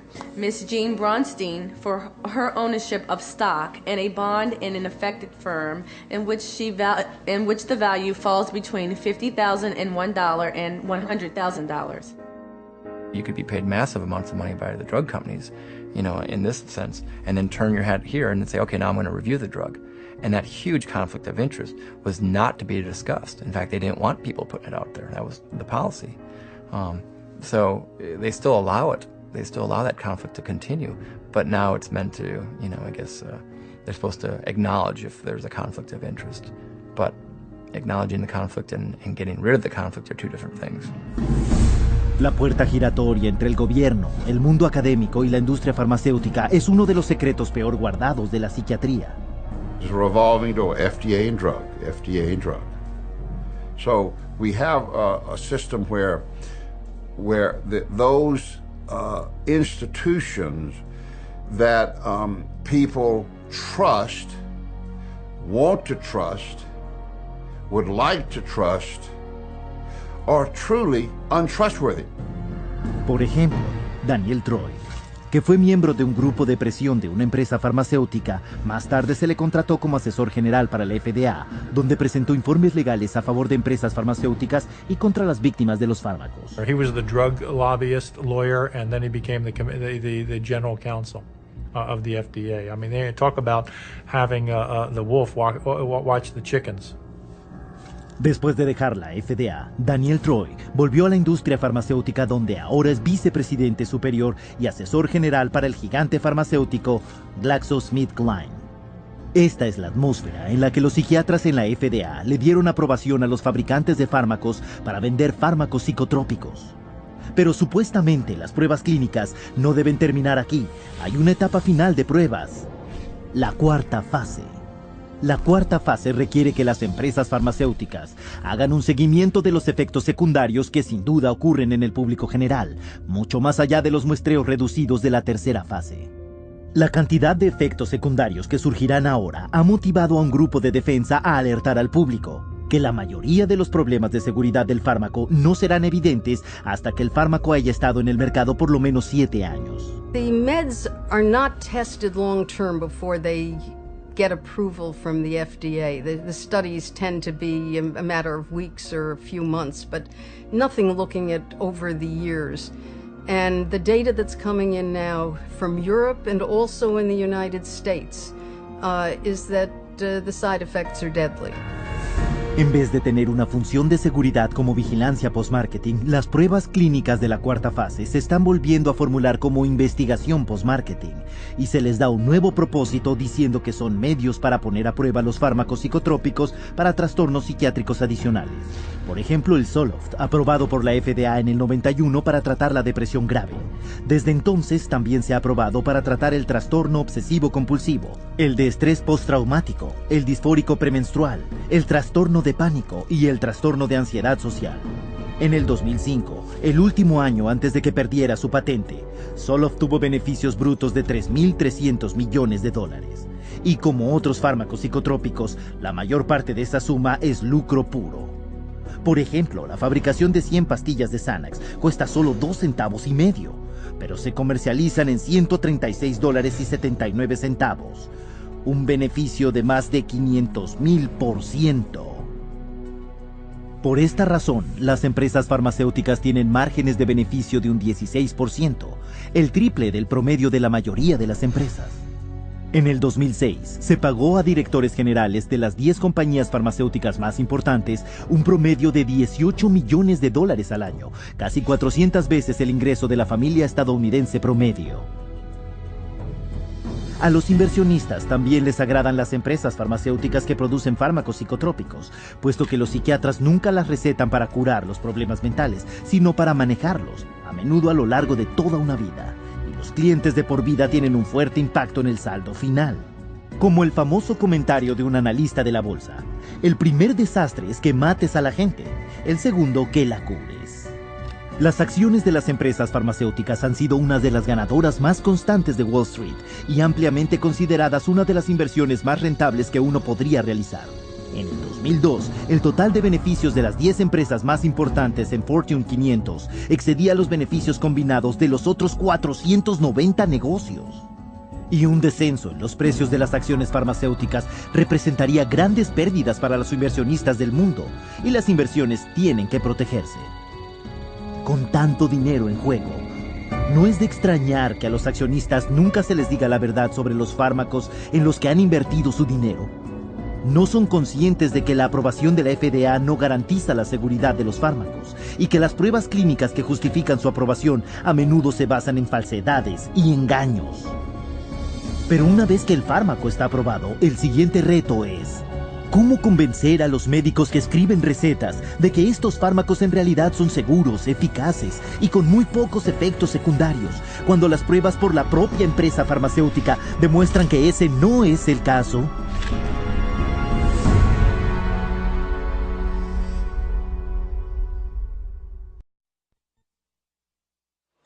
Como poderosas sustancias psicoactivas, los fármacos psicotrópicos están disponibles solo por medio de la receta de un médico.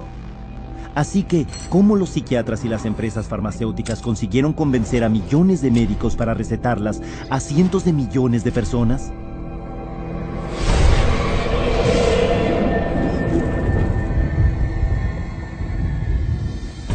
Las empresas farmacéuticas están ansiosas de poner sus productos en el mercado tan pronto como sea posible. Esto es, después de todo, un negocio, y cada día puede representar millones. Para asegurarles al público y a los médicos generales que sus psicotrópicos, que no han sido analizados muy a fondo, son seguros, las empresas farmacéuticas no reparan en gastos para hacer que los psiquiatras los apoyen, y ellos están muy contentos de recibir el dinero. It's really quite an interesting marriage that the drug companies have with the medical profession, and psychiatry primarily is a strong arm of that. Esta relación surge en la Facultad de Medicina. You go to medical school and you learn that drugs are the answer. And then you go into residency and you're told about this whole armamentarium of psychotropic drugs. And if somebody's bipolar, you use this whole group of drugs. If someone's depressed, you use these drugs and so on. And that is the Bible. And when you're a believer, as psychiatrists are, in the Bible of psychiatry, or in that box called psychiatry, you're not likely to stray unless you begin to think for yourself. Y una vez fuera de la Facultad de Medicina, a muchos de estos psiquiatras, verdaderos creyentes, los reclutan las empresas farmacéuticas y se les prepara como portavoces. They know then who are the psychiatrists who are most easily influenced, and they can then invest in those doctors, take those doctors to whatever fancy resort to be educated about the latest, newest med. And those people then become the experts. They go and give the talks at the medical dinners at the fancy restaurants or at the drug-sponsored symposia at the American Psychiatric Association.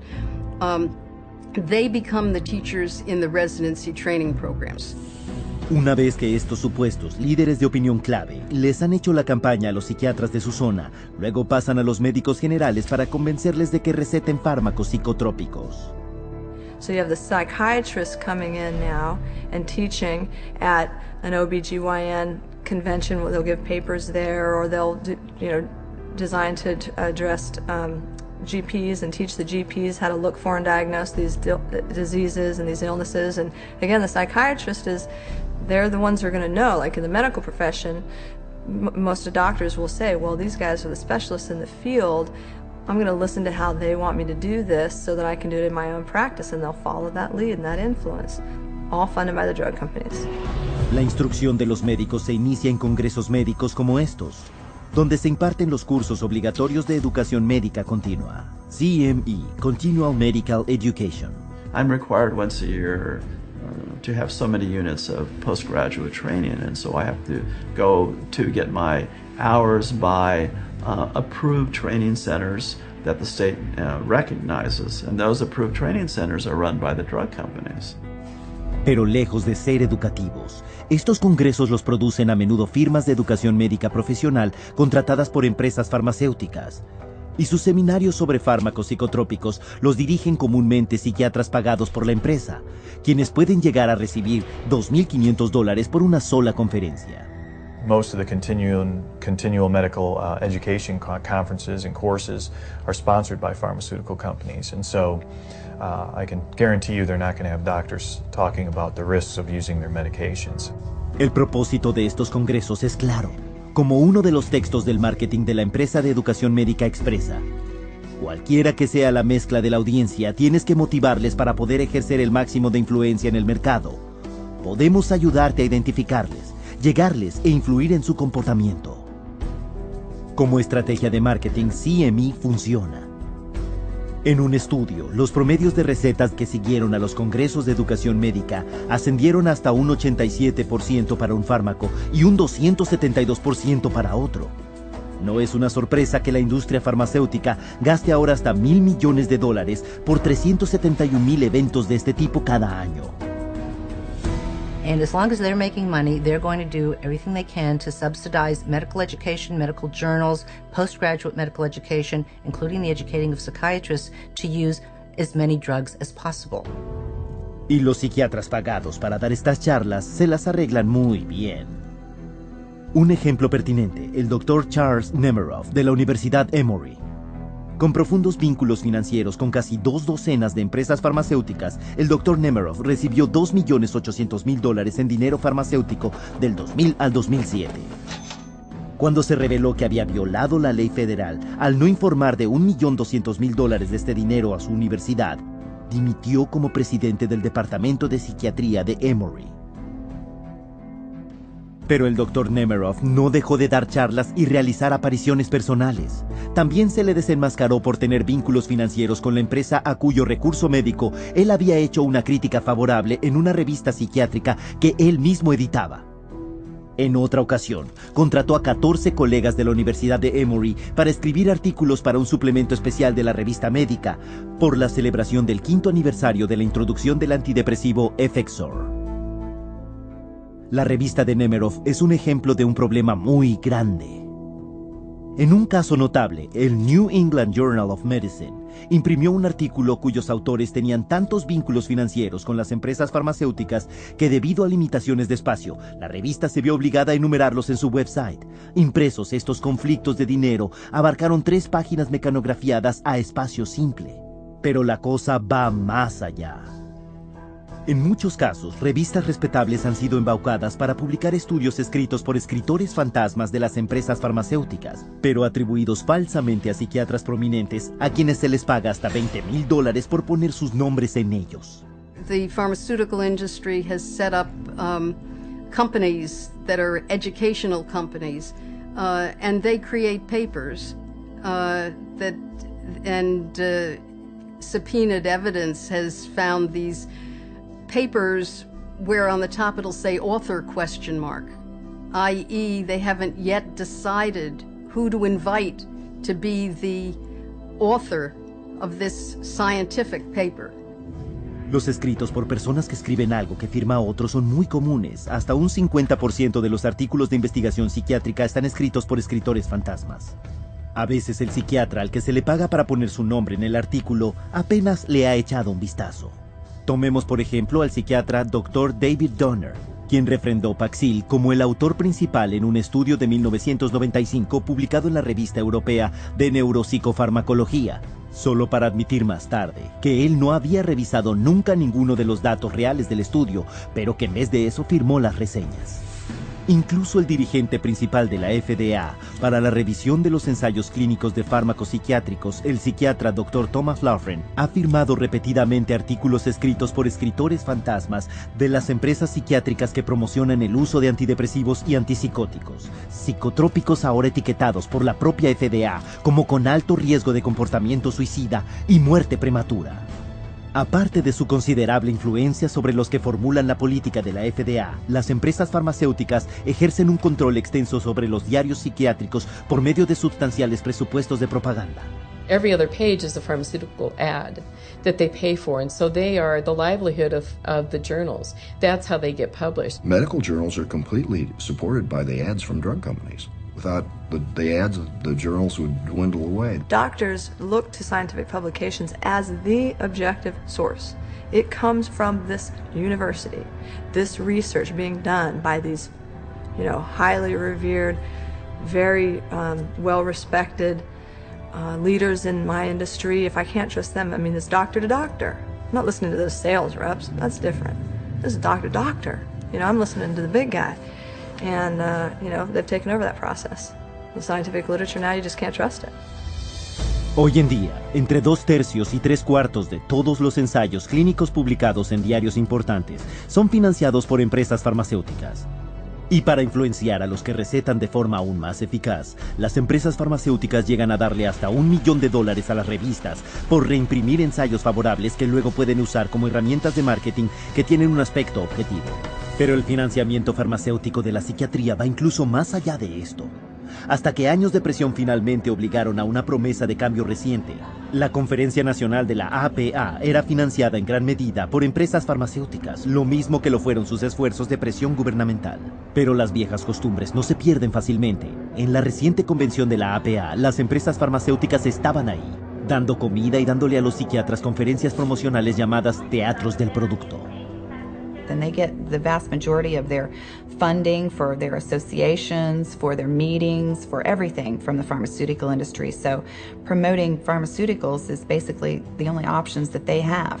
Con los psiquiatras divulgando ya su evangelio farmacéutico en forma entusiasta al resto del campo médico, las empresas farmacéuticas también embisten a los médicos que recetan en otros flancos, usando ejércitos de representantes de ventas de la empresa farmacéutica. We always did a full frontal assault.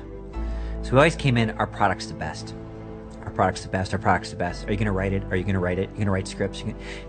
This was kind of our mentality. My job and my pay was based solely on my ability to push drugs through my territory. So if I wasn't moving enough prescriptions, if I wasn't moving enough pills through my territory, I was at risk of being fired, and on a lesser level, I wasn't making the bonus money. The bottom line for you was it was a business, you got paid, and you had to get as many prescriptions as you needed.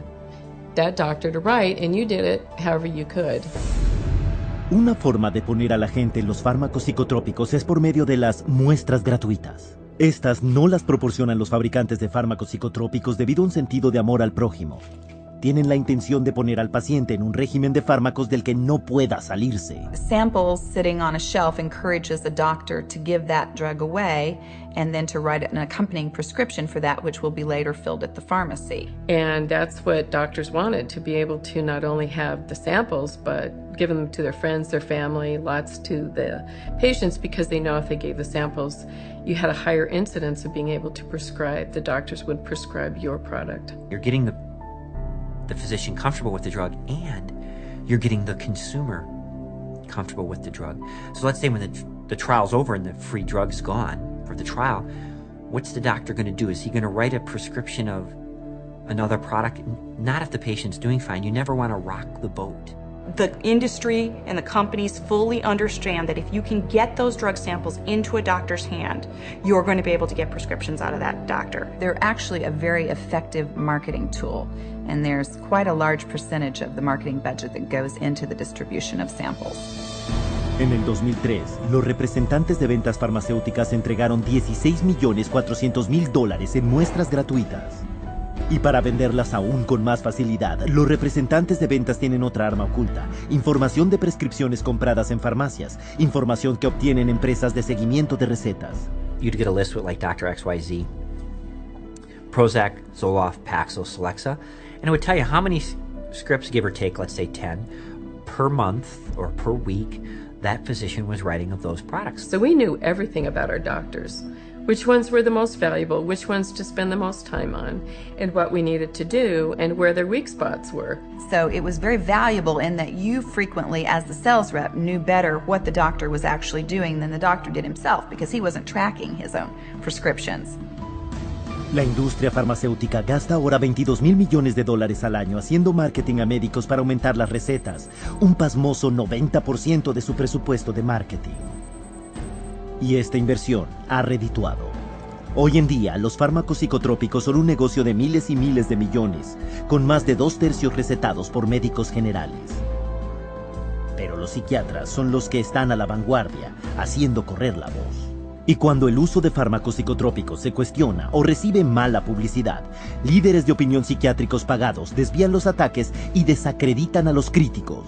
O simplemente pueden usar su posición para hacer que el problema se vaya. Un ejemplo que viene al caso: el doctor en psiquiatría Daniel Casey, presidente del primer consejo asesor de la FDA, que se reunió en 1991 para decidir si una etiqueta de aviso sobre el aumento en el riesgo de suicidio debería añadirse a la etiqueta de Prozac. En la audiencia, un miembro de familia tras otro se presentó para mostrar cómo el Prozac había perjudicado a sus niños y seres queridos. Al final, sin embargo, el doctor Casey y sus colegas votaron en contra de la etiqueta, citando falta de pruebas. Pero lo que muchos en la audiencia no sabían es que 5 personas del panel de 9 miembros tenían vínculos financieros significativos con empresas farmacéuticas. El propio Casey se convirtió en el presidente de un panel asesor de la FDA que votó la aprobación de otro antidepresivo, Zoloft, más tarde ese mismo año, y pronto se convirtió en uno de los oradores más solicitados en pro del Zoloft.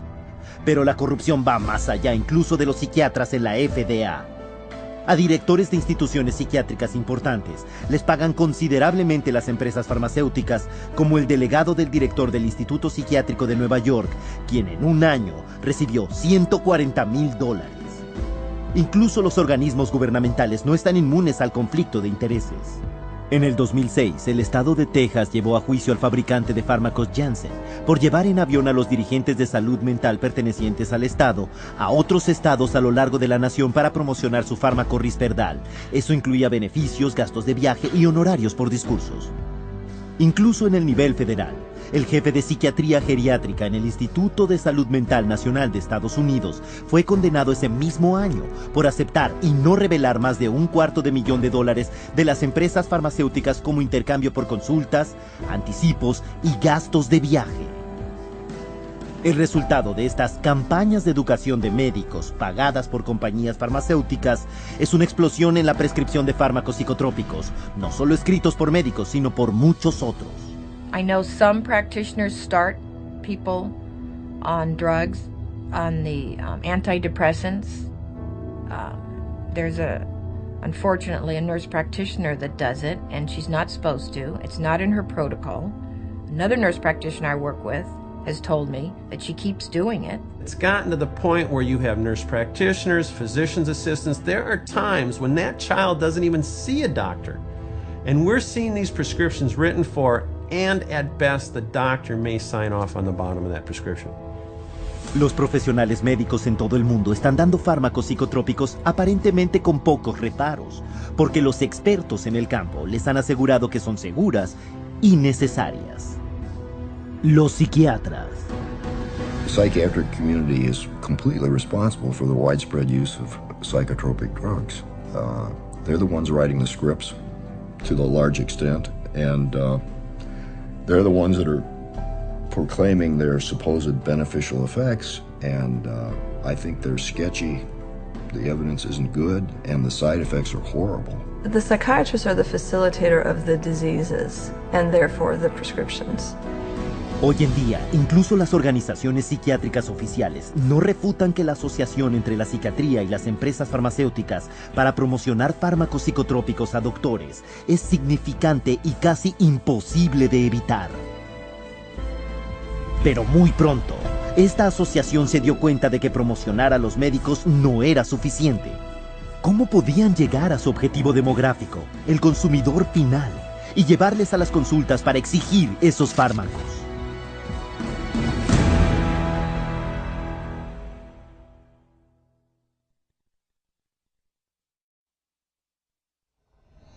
A mediados de los 70, Henry Gadsden, director de Merck, una de las corporaciones farmacéuticas más grandes del mundo, le dijo a la revista Fortune que quería que su empresa fuera más como el fabricante de chicles Wrigley y venderle a todo el mundo, incluso a gente sana.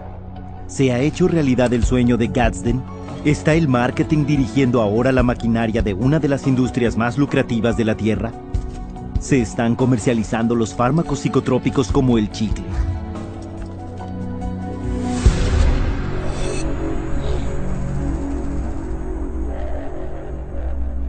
Los fármacos psicotrópicos se están comercializando en dos frentes. El primero es por medio de campañas de ventas dirigidas a médicos, psiquiatras y a otros que recetan. En un segundo flanco, los fármacos se promocionan enérgicamente a los consumidores, a ti.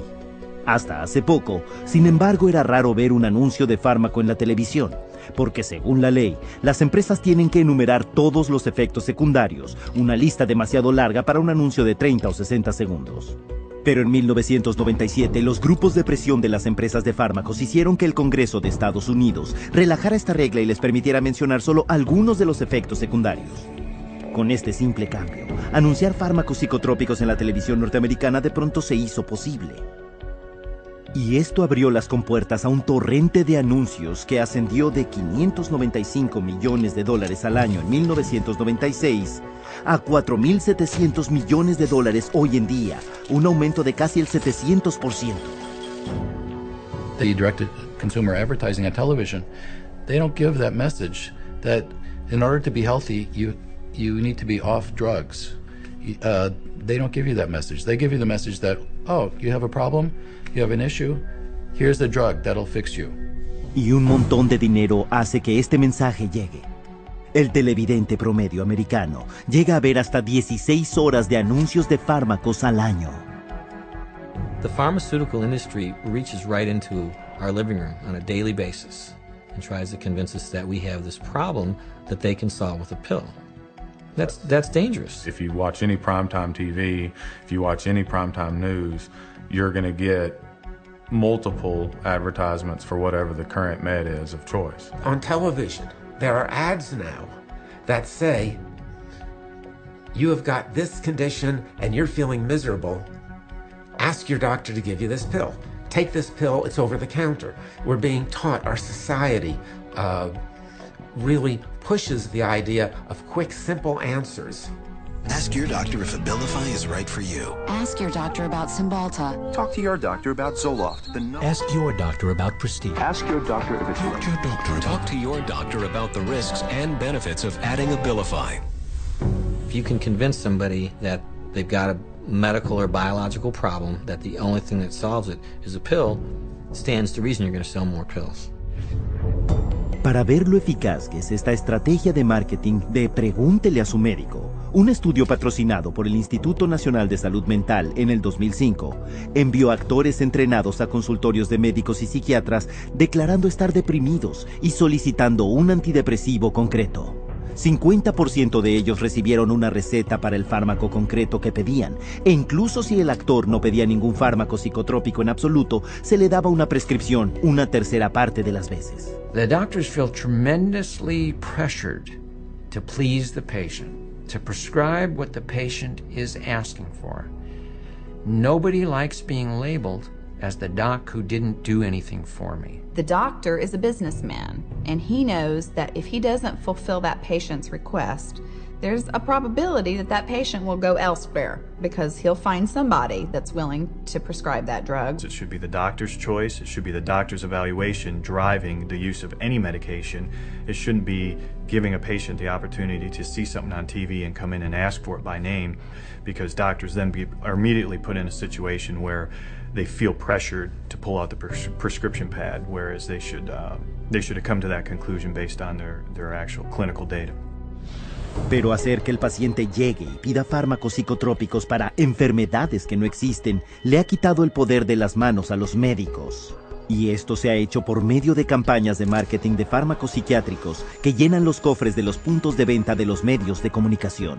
Los anuncios de fármacos en la televisión, por ejemplo, representan el 55% del presupuesto de publicidad directa al consumidor de la industria farmacéutica, y las estimaciones muestran que si estos anuncios televisivos se prohibieran alguna vez, las ventas por receta solo en Estados Unidos se desplomarían en $10,000 millones. Las revistas y otros medios impresos también dependen de otras empresas farmacéuticas para la mayor parte de sus dólares de propaganda, más de $1,800 millones al año. ¿Pero es esto algo bueno? ¿Estas cantidades masivas de ingresos por anuncios distorsionan lo que vemos en los medios? Obviously the advertising pays for the television programs. So the real money is in the advertising, not in the television program. So that's where the money is. I don't know of too many magazines that want to run huge advertisements blasting the drug companies that are paying for the magazine on the next page. They're going to take a lot of heat, and people are going to pull their ads if they start doing that. So again, you have a huge conflict of interest at play with the mass media. Esta asociación entre la industria farmacéutica y los medios de comunicación también se extiende a los anuncios de servicio público que promocionan la enfermedad psiquiátrica. Kids with ADHD or sometimes postpartum depression. Still dealing with depression? It could be your time for change. A los psiquiatras se les presenta promocionando fármacos en estrenos de noticias en video, los cuales sencillamente parecen informes de noticias en TV, pero que en realidad son anuncios de marketing producidos por la compañía farmacéutica. En las entrevistas de noticias, los expertos vienen de los departamentos de oradores de empresas farmacéuticas y esos psiquiatras raramente revelan sus lazos financieros. Como resultado, los segmentos de la asistencia a la salud mental en los medios de comunicación raramente se desvían de la línea compartida con la psiquiatría. Los fármacos psicotrópicos se mencionan en películas y en la televisión, tales como Prozac en la serie de TV The Sopranos, y Zoloft, un producto colocado en la película El Sexto Sentido. Esta montaña de marketing no está solo confinada a los medios de difusión radiotelevisivos. Los medios impresos están inundados con propaganda de fármacos disfrazada de noticias e información. All you have to do is look at any accepted magazine in America today, whether it be an even a women's journal or a men's journal. There's always some type of pharmaceutical product that's being focused. And they've gone so far as to give away free samples. All you have to do is write in this coupon. Y el mensaje del fármaco psiquiátrico ha llegado a infiltrarse incluso en la radio pública financiada por el contribuyente. Por ejemplo, el psiquiatra Frederick Goodwin presentó un programa de entrevistas durante años donde defendía el uso de los fármacos psicotrópicos. Como oiremos hoy, el Dr. Goodwin le aseguró a sus oyentes, los tratamientos modernos, los estabilizadores del estado de ánimo en particular, han demostrado ser tanto seguros como eficaces en los niños bipolares.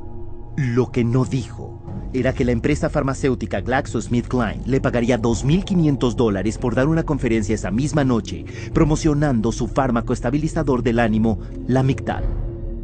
Y había más. La misma semana que el Dr. Goodwin le dijo a las audiencias de radio que no hay pruebas científicas creíbles que relacionen los antidepresivos con la violencia o el suicidio, se llevó una tajada de $20,000 de Glaxo. Glaxo había admitido ya que había ocultado estudios que revelaban que su antidepresivo Paxil aumentaba el riesgo de suicidio. Una investigación subsiguiente reveló que Goodwin no había informado más de $1,300,000 en ingreso proveniente de la empresa farmacéutica. ¿Podría ser que este nivel de conflicto de intereses estuviera impidiendo que los medios de comunicación comerciales revelaran toda la verdad sobre los fármacos psicotrópicos? As long as we have direct-to-consumer advertising and the marketing dollars the pharmaceutical companies put into it, you will not hear a companion story or any information about a school shooter or a person who went to their work and killed all their family members and friends. You will never hear whether or not they were on a medication. What you will hear is how depressed they were. And you'll have consultant after consultant and psychiatrist after psychiatrist coming up and being interviewed to discuss how mentally screwed up this person was and how they weren't doing their treatment the way they were supposed to, or they didn't seek treatment when they should have. Esta historia ha protegido a los psiquiatras y a sus fármacos durante décadas. Para entender por qué uno lo oye tan a menudo, no tiene que mirar más allá del balance final esencial. Como partes de grandes gigantes corporativos, las compañías de los medios de comunicación hoy en día están en el asunto de hacer dinero, y para sus directores generales mantener los precios de sus acciones elevados es parte de la descripción y deberes de sus trabajos. Y cuando el dinero de publicidad farmacéutico está en tu flujo sanguíneo, hay poca posibilidad de que vayas a complicar el asunto. Con las fuentes tradicionales comprometidas así, uno podría preguntarse si la información que recibe sobre los fármacos psicotrópicos es realmente toda la historia. Pero, ¿qué pasa con el Internet? Bueno, los psiquiatras y las empresas farmacéuticas ya están promocionando los fármacos psicotrópicos en el ciberespacio, también con muy pocas restricciones. If a patient goes online and looks up a drug and puts in a drug's name, and there'll be a bunch of sites that come up, many of those sites will be funded by the drug companies, but you won't be able to tell from the site. You'd have to, dig up, if at all.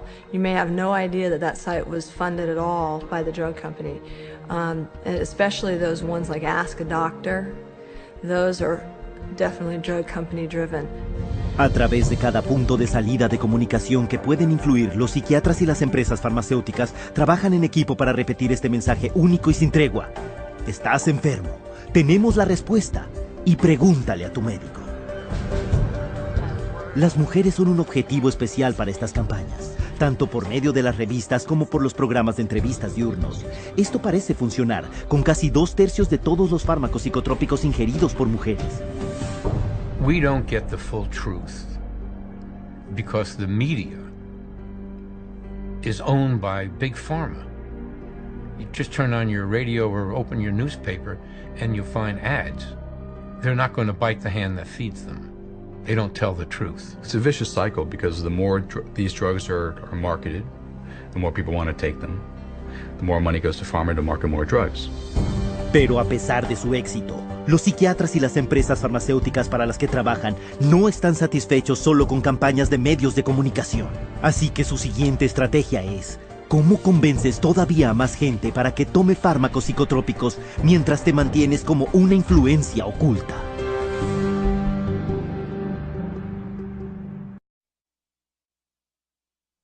Las empresas farmacéuticas se gastan miles de millones cada año para promocionar su última droga. Esos esfuerzos son obvios. Pero hay formas ocultas en que los psiquiatras y las empresas farmacéuticas pueden hacer que tú le preguntes a tu médico sin que tú lo sepas siquiera.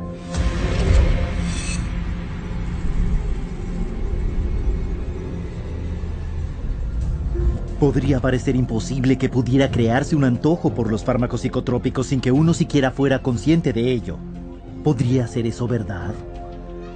Bueno, si sabes qué buscar, encontrarás campañas de marketing de fármacos prácticamente en todas partes. En hospitales, los programas que promocionan a los psicotrópicos se emiten por cadenas como El Canal del Paciente en circuitos cerrados de televisión. Se pueden encontrar en libros para niños como Brandon y el oso bipolar, donde a un muchachito se le dice que sus sentimientos los causan compuestos químicos en su cerebro que pueden controlarse con buena medicina. Hay programas de concientización de la salud mental que hacen giras por los campos universitarios para promocionar chequeos de salud mental. Otra promoción oculta atrajo a unas chicas de preparatoria a una conferencia sobre trastornos alimenticios para venderles Zoloft. ¿De dónde salen estas campañas? Muchas de ellas vienen de grupos pantalla de la industria dirigidos por psiquiatras, pero con una pose de grupos compasivos de apoyo al paciente. A group that's focused on people who get depressed, or these support groups. Those are all also funded by and driven by, in large part, the drug companies. The fact that they're being, highly funded by the drug companies puts into question, the information that they're providing. De hecho, una encuesta global estima que 2/3 de todos los grupos de defensa del paciente dependen de empresas farmacéuticas o fabricantes de artilugios para por lo menos algo de sus ingresos. A través de entrevistas en los medios, anuncios de servicio público y eventos promocionales, los grupos pantalla de la psiquiatría predican que al menos un cuarto de todos los habitantes están mentalmente enfermos. Tú también podrías estarlo, y no hay nada que puedas hacer al respecto salvo tomar psicotrópicos por el resto de tu vida. Y de todos los programas que usan para que la gente empiece con estas drogas, uno de los que más éxito tiene y suena más benévolo es la campaña de test de salud mental. Todo empieza con los psiquiatras y sus tests basados muy ampliamente en el DSM, que abarcan situaciones normales de la vida como la tristeza, el nerviosismo y la soledad ocasional. Because the symptoms are so subjective and the way they decide to describe it, everybody's got depression. So then they started targeting the kids and doing this at schools, and they implemented it through the school process.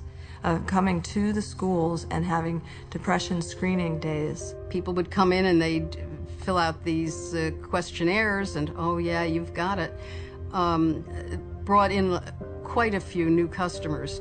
Pero con estadísticas que demuestran que más de un cuarto de los que hacen esos test en miles de lugares de test, después empiezan a tomar antidepresivos. Es difícil ver estos tests como ninguna otra cosa que una oportunidad de marketing espectacular. Uno de esos grupos pantalla, la Corporación Test para la Salud Mental, patrocina campañas, el Día Nacional de los Tests para la Depresión, con encuestas simples para detectar gente con enfermedades mentales.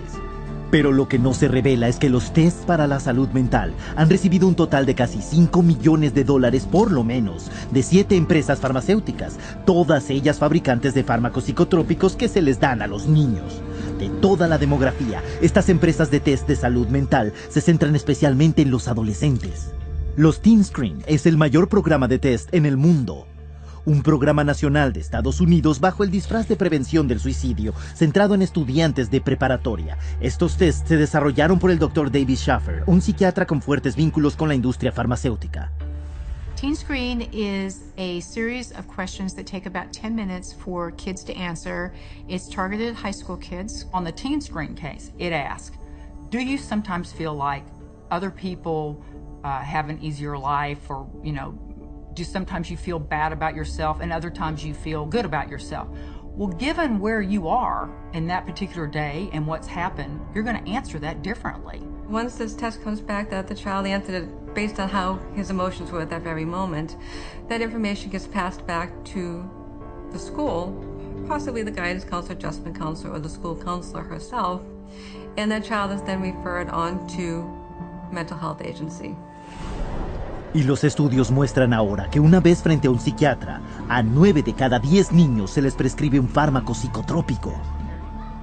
Usando un lenguaje alarmista y estadísticas engañosas, el Teen Screen intenta asustar a los padres temerosos de que su hijo pueda tener tendencias suicidas. Pero una mirada más de cerca revela que esto no es un programa de prevención del suicidio en lo más mínimo, sino una campaña de marketing farmacéutico. Y este marketing y su amplia red de diagnóstico crea un gran promedio de lo que se conoce como positivos falsos. Según la propia admisión de Schaffer, al 84% de todos los estudiantes que hacen el test se les etiquetó falsamente con tendencias suicidas. De manera previsible, muchos padres ven al Teen Screen con suspicacia. Para evitar esto, el personal de Teen Screen le ha ofrecido a los niños incentivos tales como cupones para el cine o pizza gratis para motivarles a conseguir la firma de sus padres o un impreso de consentimiento. Para eliminar la objeción de los padres, Teen Screen ha instituido incluso una política de consentimiento pasivo, por la cual si los padres no se oponen formalmente por escrito, se supone que el niño tiene permiso para que se le hagan los tests. Typically, the permission slip that comes home is a permission slip that if you don't sign it, they will give the children the screening anyway. Y para muchos que terminan el cuestionario de los tests, los resultados pueden ser desoladores. En Colorado, Teen Screen etiquetó a más de la mitad de todos los colegiales como en riesgo de suicidio, a pesar del estudio gubernamental que indicaba una proporción de menos de 1 entre 10,000 suicidios de adolescentes, mucho menos posibilidades que de ser alcanzado por un rayo. De hecho, en la última década, el índice de suicidio de los adolescentes estadounidenses no se ha elevado, sino que se ha reducido en un 25%. There's no data that supports that, doing something like a Teen Screen is actually going to reduce suicides. they themselves have indicated that the numbers are so small, the suicide rate is so small, that, you can't really get an accurate read on whether it works or not. Además de eso, hay pruebas ahora que lejos de impedir el suicidio, los programas de test pueden de hecho causarlos. El presidente del Instituto Nacional del Consorcio de Investigación de Salud Mental concluyó: era más probable que los participantes consideraran el suicidio como una solución a un problema después del programa que antes del programa. Y la investigación ha mostrado que una vez que les empiezas a dar fármacos psicotrópicos, los niños tienden a no solo considerar el suicidio, sino que de hecho lo llevan a cabo. You may have more people that are so distraught by the way they are when they're under the influence of the drug that they do commit suicide. And I think it's entirely possible that they're not, instead of saving lives, they're going to be losing lives to suicide. Sin ninguna prueba de la eficacia por un lado y un inconveniente inmenso por el otro, Teen Screen todavía se realiza en 43 estados, en más de 500 lugares. Pero no es el único programa de test dirigido a los niños. El Sistema de Vigilancia del Comportamiento Juvenil Peligroso administra un test de 35 minutos en por lo menos 45 estados. Otro más, la Corporación Indicadores de Suicidio ha hecho test a miles de niños en 3.500 colegios en Estados Unidos. También están fuertemente respaldados por dinero farmacéutico. Y hasta ahora, para los psiquiatras y empresas farmacéuticas, ha sido una inversión magnífica. Throwing out a net and doing a typical teen screen or any type of mass assessment, we now have increased our client population tenfold. By kids who need to be either seen by a therapist and or seen by a psychiatrist. Internet es otra fuente fértil de clientes nuevos. Tomemos por ejemplo el cuestionario de salud del paciente, una lista de verificación de 16 ítems que le permite a cualquiera autodiagnosticarse con depresión en menos de 8 minutos. Uno de los que desarrollaron el cuestionario fue el psiquiatra Dr. Robert Spitzer, artífice del DSM-3, cuyos derechos de autor son propiedad de Pfizer, la mayor empresa farmacéutica del mundo, y el fabricante del antidepresivo Zoloft. Está también una versión de 2 preguntas que puede llevar menos de 1 minuto para poder aconsejarte. Pregúntale a tu médico. Los cuestionarios de test en línea abundan y verifican categorías de enfermedad psiquiátrica potenciales como el trastorno bipolar, TDAH, narcisismo, problemas de autoestima, trastornos alimenticios, adicción al sexo. We all have ups and downs because that's what normal life is. If you administer the screening on those times where you have down, you're going to be labeled as having a mental health issue. Where if you took the same screening later, you may not be, but you've already been labeled that way. And that's the danger of that. Y la etiqueta dura toda una vida. Hasta ahora, las campañas de test se han limitado a los que querían participar. Pero, ¿y si los tests ya no fueran voluntarios? ¿Conduciría esto a un aumento del suministro de fármacos?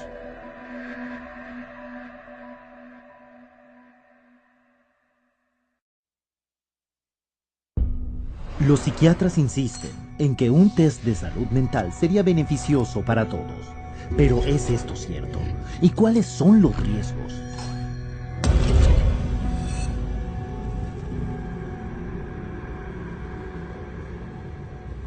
En el 2003, un grupo de asesoramiento presidencial conocido como la Comisión Nueva Libertad para la Salud Mental publicó un programa exhaustivo con su estrategia de realizar test en importantes áreas de la sociedad americana por cualquier señal de enfermedad mental.